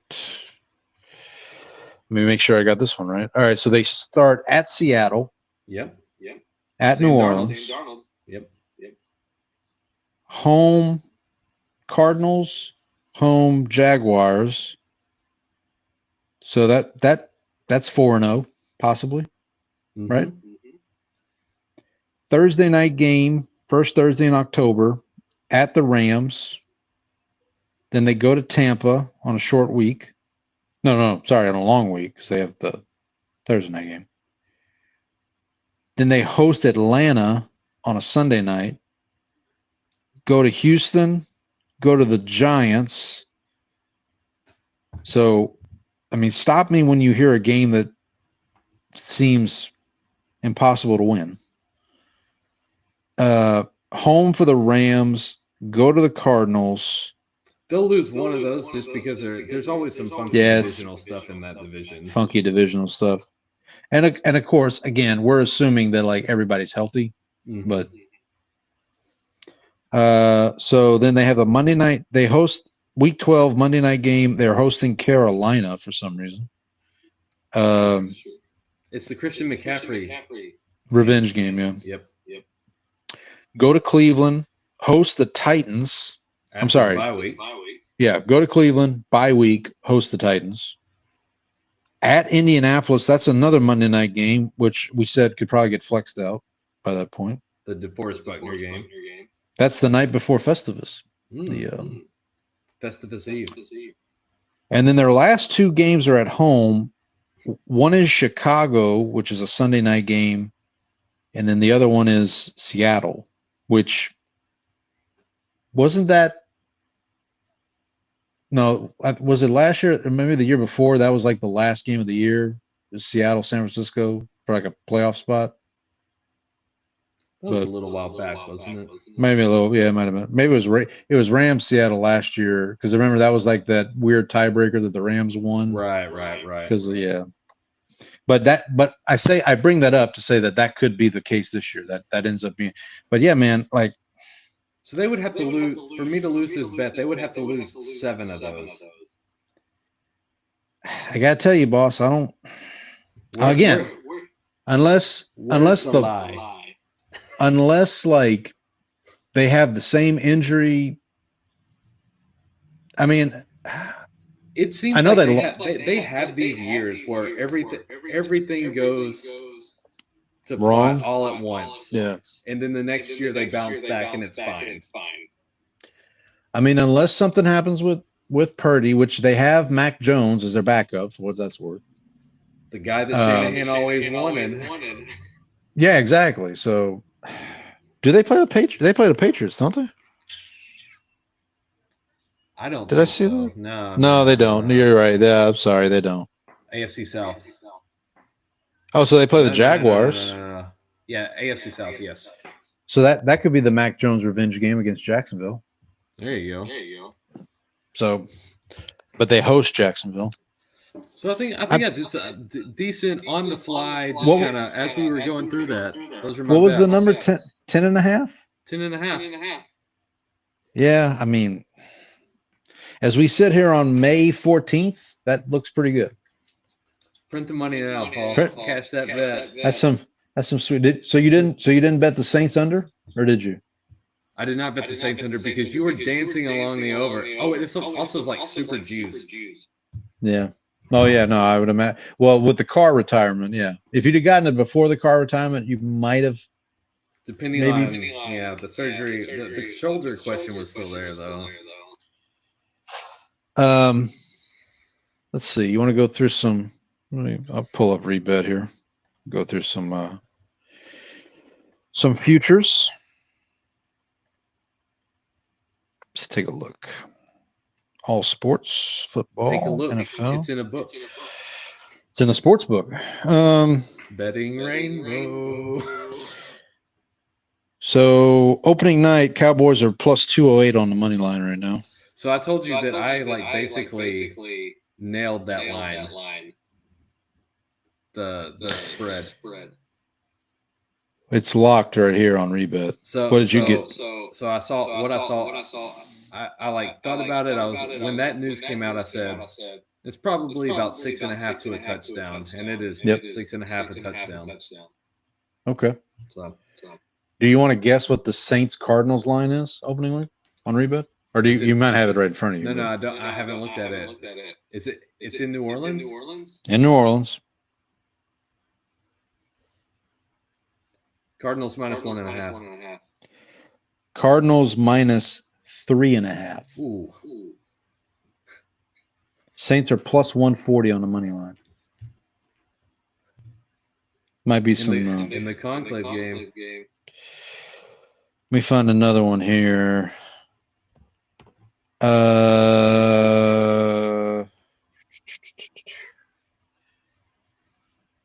Just looking for an interesting one. I'm just looking for one that catches my eye, as it were. Oh, we should also point out that for the Thanksgiving Day game, DeMarvion Overshown claims that he will be active for the Chiefs game on Thanksgiving. What's he coming back from? An Achilles or an ACL? ACL. Okay, the biggest line week one that I see. Well, there's two. Titans Broncos. The game's in Denver. Do you want to guess what the number is? Titans Broncos in Denver. Broncos minus 5.5. It's Broncos minus 7.5. I'm 2 points short on all of these. And the money line on the Broncos is minus 429. There's another 7.5 point spread game, week one, and it's in your division. It's Commanders minus 7.5 hosting the Giants. I don't know. Russell Wilson? Russell or Jameis. Good God help us, man. See another one. Let's see. Oh, this is okay. This is interesting. Do you want to guess Bengals at Browns, week one? Want to guess the line? It's in Cleveland. Bengals at Browns. Yep. Bengals minus 3.5. Bengals, you're two off again. Bengals minus 5.5. I should take my line and just add 2. Just add 2 to it. So there's no number on. Well, wait a minute. So they have Chargers Chiefs listed twice. One has a line and one doesn't. Okay. You want to guess Chargers Chiefs? That one's in Brazil. That's technically a Chargers home game. I think. Okay. Chiefs minus 3. Very close. Minus 2.5. Chiefs. Okay, my initial one was a point. Okay. Then I just added 2. So you're not there. Okay. All right. We also have Falcons hosting Tampa Bay. Tampa's minus 2.5. Colts hosting Dolphins. Who do you think is favored in Colts Dolphins in Indiana? Colts hosting Dolphins. Dolphins by like 1.5. It is a 1.5, but it's Colts minus 1.5. Okay. That might actually be worth betting right now. I mean, do we know? I mean, are they expecting Danny Dimes to start? By the way, we should. What is the line based on? We should. On who the quarterback We is? should say at one point last week something Colts related came out, and I said, "Oh, that's going to be so and so versus Danny Dimes," and you texted me back and said, You said, "I'm glad that you have already conceded the job to Danny Dimes." All right, here's one. Vegas Raiders at the New England Patriots. Okay. Noon kickoff. It's in New England. What do you think? I still think the Raiders are probably going to be favored, but only slightly by 1.5. You'd be wrong. It's Patriots minus 3.5. Whoa! That's a big. I'm way off on that. No Geno fade. That's a Vegas, isn't that? That's like because isn't home team is minus 3.5 by default, right? It's probably or minus closer to 2.5. It's probably closer to 2.5 now. It used to be 3.5. Is that like well? I mean, is that like West Coast coming east type thing? I don't. But I mean, it's week one. But it's also noon game. That's probably what it is.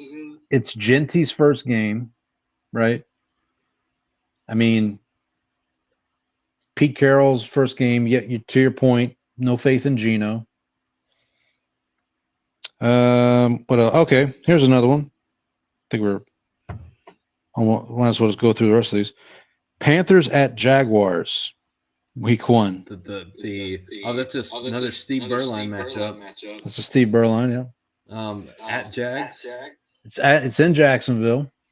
Matchup of two 1996 franchise. Yep. 1995. The expansion franchise. Expansion. Yeah. 96. Is it 96? Jags minus 3.5. Very close. Jags minus 2.5. Okay. All right.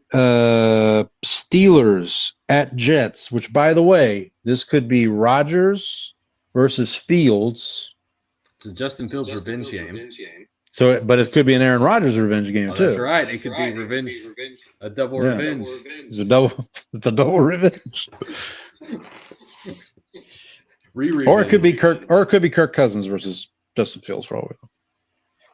So Steelers at Jets. Who do you think? What you got?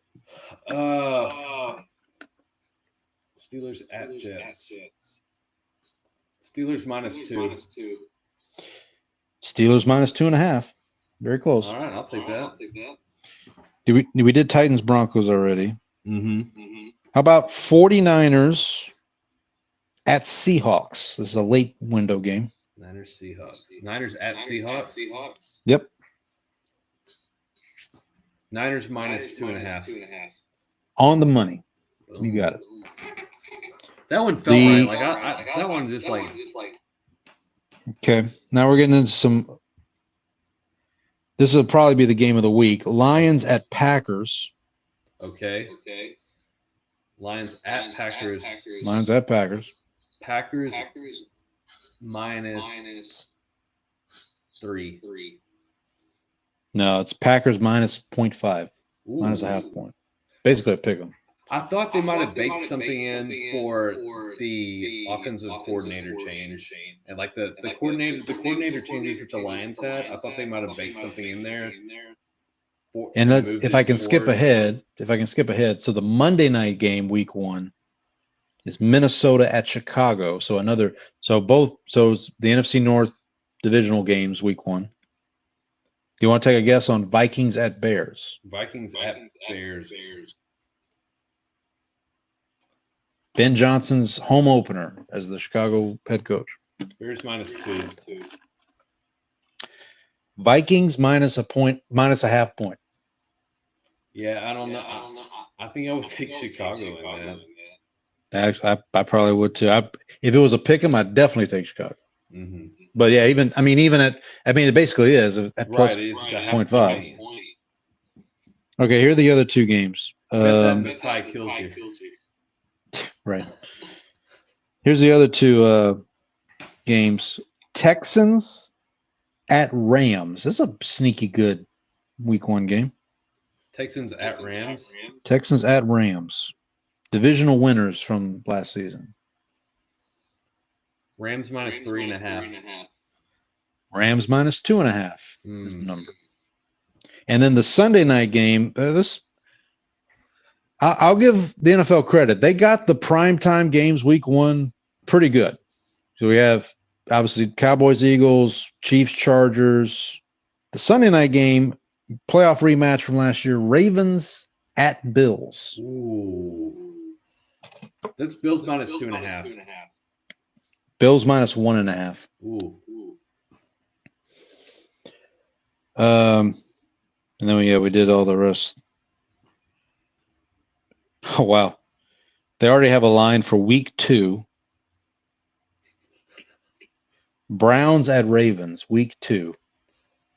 So Ravens would be coming off a Sunday night game against Buffalo. Browns would be coming off Ravens minus 10. minus 12.5.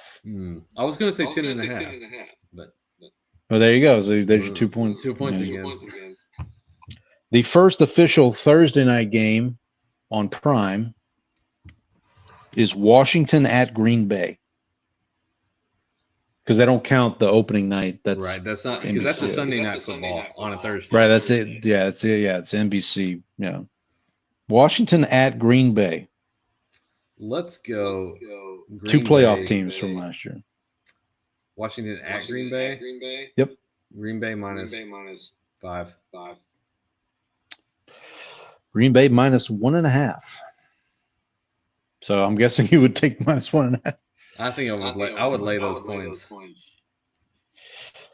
Let's take a look at the command.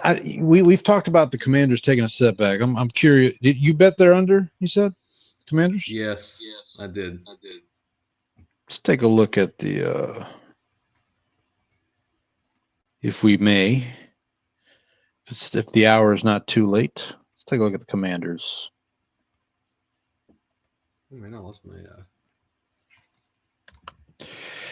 Okay, so here's the Commanders' schedule. Let's go through this. So they open at home against the Giants. If they don't win that, they're in trouble. We just talked about at Green Bay. Come back home for Vegas. Then they go to Atlanta. Then they go to the Chargers. Come back home Sunday night, a rematch of the Hail Mary game against Chicago. Then they go to Dallas, which we already said they'll lose. Then they have a Monday night game at Kansas City. Good luck with that. Then they have back-to-back home games. Sunday night they go a Monday night to Sunday night. They'll host Seattle, and then they have a game of the week spot against Detroit, hosting Detroit, like a rematch of last year's playoffs. Then they go to Spain and play the Dolphins. Then they have a bye. And then after their bye, they host Denver on a Sunday night. Go to Minnesota. Go to the Giants. And then here's the fun thing. They get to play the Eagles twice in the last 3 weeks with the Cowboys on Christmas Day sandwiched in between. That actually kind of works out for the Cowboys there. That does. Now, so the Commanders host the Eagles Saturday before Christmas, go host the Cowboys on Christmas, and then they go to Philadelphia that first Sunday in January, or whenever the game's going to be, that first week in January. And what was the number you had on them? 9.5? 9.5. So they'd have to lose 8? Yep. I mean, playing the AFC West, So they have to go to the Chargers and they have to go to the Chiefs. We played the That's NFC two North, NFC North too. and the NFC North. So they go to Green Bay and they go to Minnesota. So my basis on this is not just like looking line by line at the schedule. It's more just like Feel. who did Yeah. the NFC East plays this year. Yep. I thought their win total got a little inflated based on results last year and the fact that they went to the NFC Championship game it was a close game against Tampa Bay. Right. And then Detroit was beat up in the secondary and just like completely. Well, they were just beat up everywhere. They were beat up all over, on defense. And so I was like, I'm just going to buy the downside risk of this team right here. And I mean, they did trade for Tunsil from the Texans, but you have to wonder, with as bad as the Texans line was, and they were willing to trade Tunsil. He was the best offensive lineman on the Texans, which is kind of like the Bucks being the best team in the NFC. In the NFC South, yeah. And they traded him, so but they did draft. They drafted the kid from Oregon, right, in the first round, Connolly, right. I think. So, and we always see a regression, or not always, but sophomore slump is a thing. Mm-hmm. So I mean. We'll see. I definitely he's so reliant on scrambling. Daniels is that like if NFL teams are able to kind of like in the last game against the Cowboys last year, Mike Zimmer had Jaden Daniels like in hell locked up. Yeah. He was he could do nothing. He looked like the Commanders' offense looked better once Marcus Mariota came in. That's how bad it was. And Mariota's back this year? Or is he? No, he left, didn't he? That's a good question. I don't remember if he did or not. I thought he came back. Let's check here. NFL Commanders. Washington Commanders is what Wikipedia says right roster. So they have 5 quarterbacks on their roster. They have Sam Hartman from Notre Dame fame. Josh Johnson, makes another stop in the NFL. Mariota is on the roster, and then Colin Schlee from Virginia Tech. So can we keep the language to a minimum on this show, Paul? Apologies. My apologies. So yeah, all that to say, if Daniels does get hurt, they might be in trouble. That's the thing. What was the famous Tom Moore quote about Peyton Manning? If Peyton Manning goes down, we're F, then we don't practice F. Well, and that happened. He had the neck surgery, and then they got Andrew Luck. So I guess it worked out for a little bit. God, this Giants quarterback room, man. Dart, DeVito, Wilson, and Winston. We should rank the quarterback rooms on in order of most ridiculous to least ridiculous. Yeah, I'd have to do some research. Can you tell me who is the backup in Kansas City right now? Name a backup quarterback in Kansas City. It's not Carson Wentz anymore? He's not on the roster. No, because people were saying the Saints should sign Carson Wentz. They have 3 backup quarterbacks on their roster right now in Kansas City. Nick Foles. Nope. Andy Dalton? Nope. Dalton's still with the Panthers. Matt Moore? No, he's good. Nope. He's retired. Matt Moore. God. Elvis Gerbach. Why don't I just tell you the name of them? So Gardner Minshew. Here's their backups. Gardner Minshew. You all right? Yeah, hold on a sec. Okay, yeah.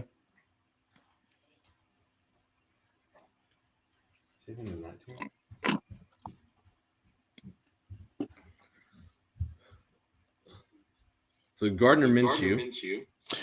Gardner Minshew, Bailey Zappi of Patriots fame, and Chris Oladukin. That's not a real person. He may not be, but he's on the ESPN roster for the Chiefs. Who are the Cardinals have as their backup? Got to be Clayton Tune still. Yeah, Clayton Tune. Oh, Jacoby Brissett. That's right. They signed Jacoby Brissett. Forgot. Who was the one I was just thinking of? Buffalo. Is it Trubisky? Is Trubisky still the backup? I think so. I don't remember. Yeah. So Trubisky, Mike White, and Shane Buechel. Shane Buechele, Paul. Put some respect Buechele. on his name. Isn't he a Longhorn legend? Former Longhorn, also the son of former Texas Rangers third baseman Steve Buechele. My apologies to the who was my Buechele favorite fan. player when I was like 5.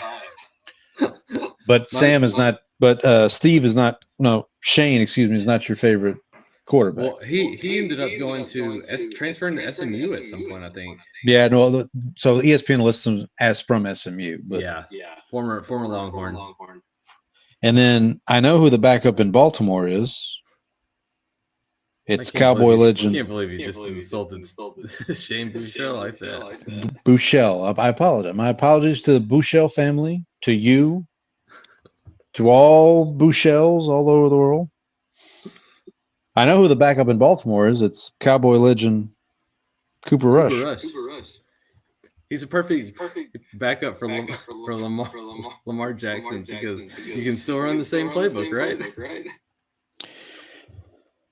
Okay, so I know we give. I mean, the Giants quarterback room obviously is something to behold. Would you like to hear the Vikings quarterback room? J.J. McCarthy, Right. Sam Howell, Okay. Brett Ripon, Ripien. sorry, and Max Brosmer from a local boy from the University of Minnesota. That's right. I don't know I think he was undrafted free agent, but he's with the team. So I'll put it like this.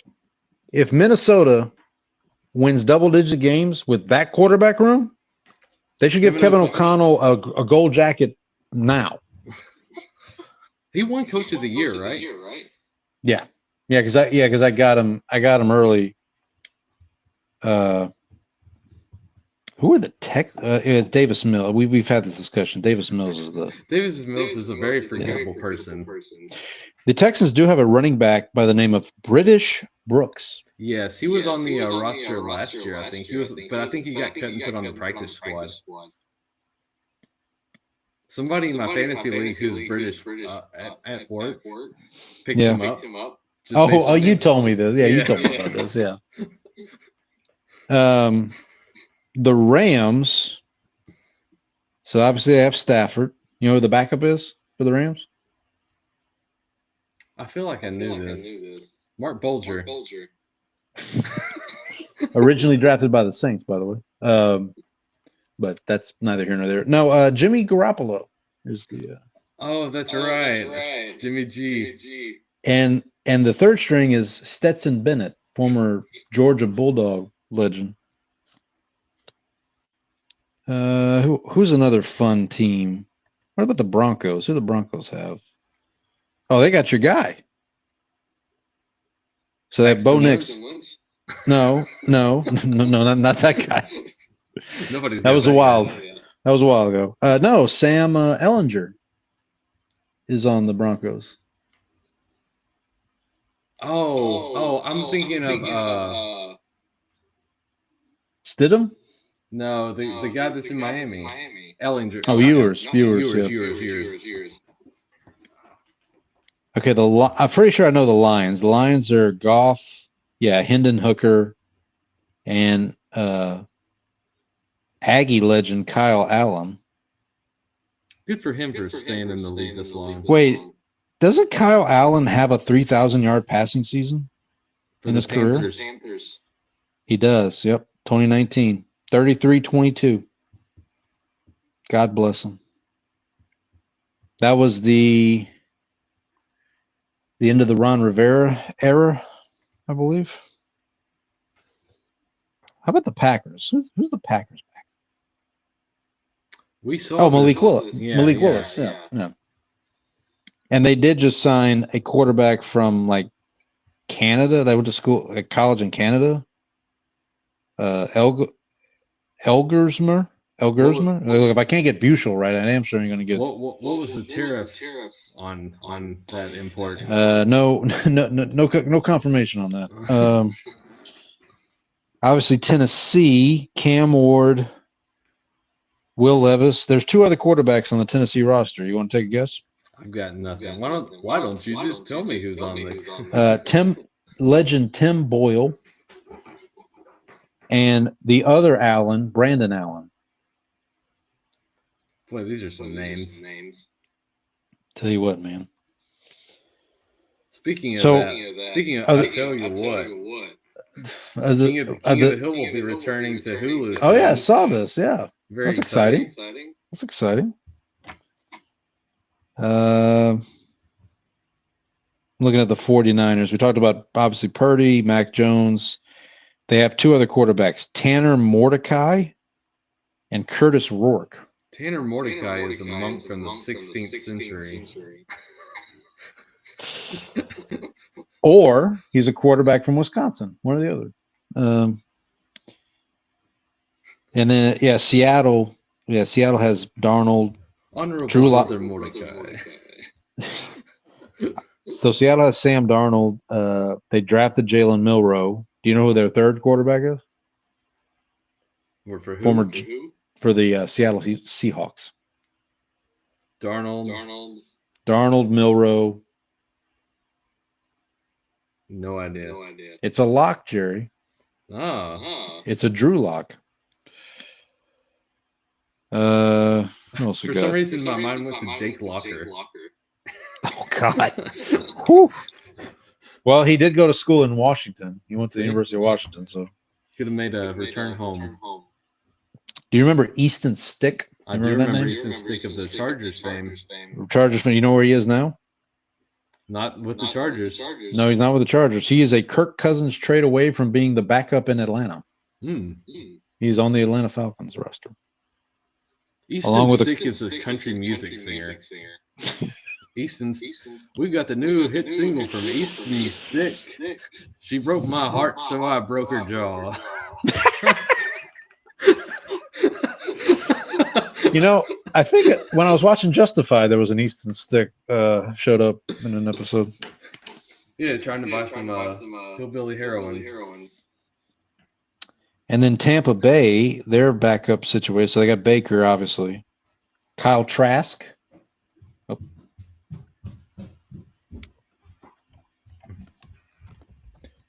So we got Kyle Trask, and we got Michael Pratt, Tulane legend Michael Pratt.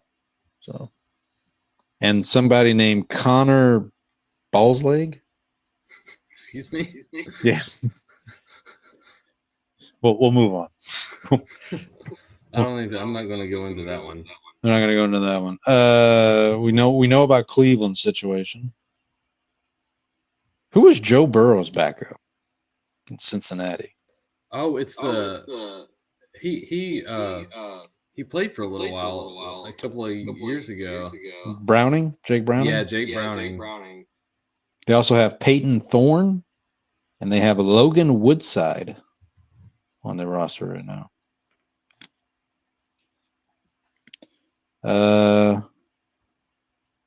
Just a couple more here. I do need to Logan Woodside. So I can confirm Andy Dalton, patron saint Cowboy legend, is still with the Panthers. But also with the Panthers is not Jake, but Jack Plummer. Son of, I think he's the son of Jake. Okay. I'm pretty sure, yeah. All right, well, that was fun. All right, so we went through the schedules. Next week we'll figure out something to do. No, we got a special guest. Oh, that's right. We do have a special guest. That we have you why don't you just tell me the name of the special guest? one of the guy that I call the good cop of Locked On Cowboys, Landon McCool, will be joining us next Okay. week. I'll wear my my Kramer Joe Friday outfit that he There had. you go. There you go. I won't be bad cop. I'll just be I'll be the neutral third party. There you go. You guys will be talking. I'll be like, yeah, well, sounds good. Okay. Yeah, I've got some stuff I want to talk to him about the Cowboys off season, the Schottenheimer hire too. I would like to ask someone who doesn't cover the Saints what he thinks of the Saints. But we can get into that. I'll be interested to see what he thinks. But all right, folks. Well, we'll do that. We'll see everybody next week. Hope everybody has a good week. Happy football, everybody. Happy football.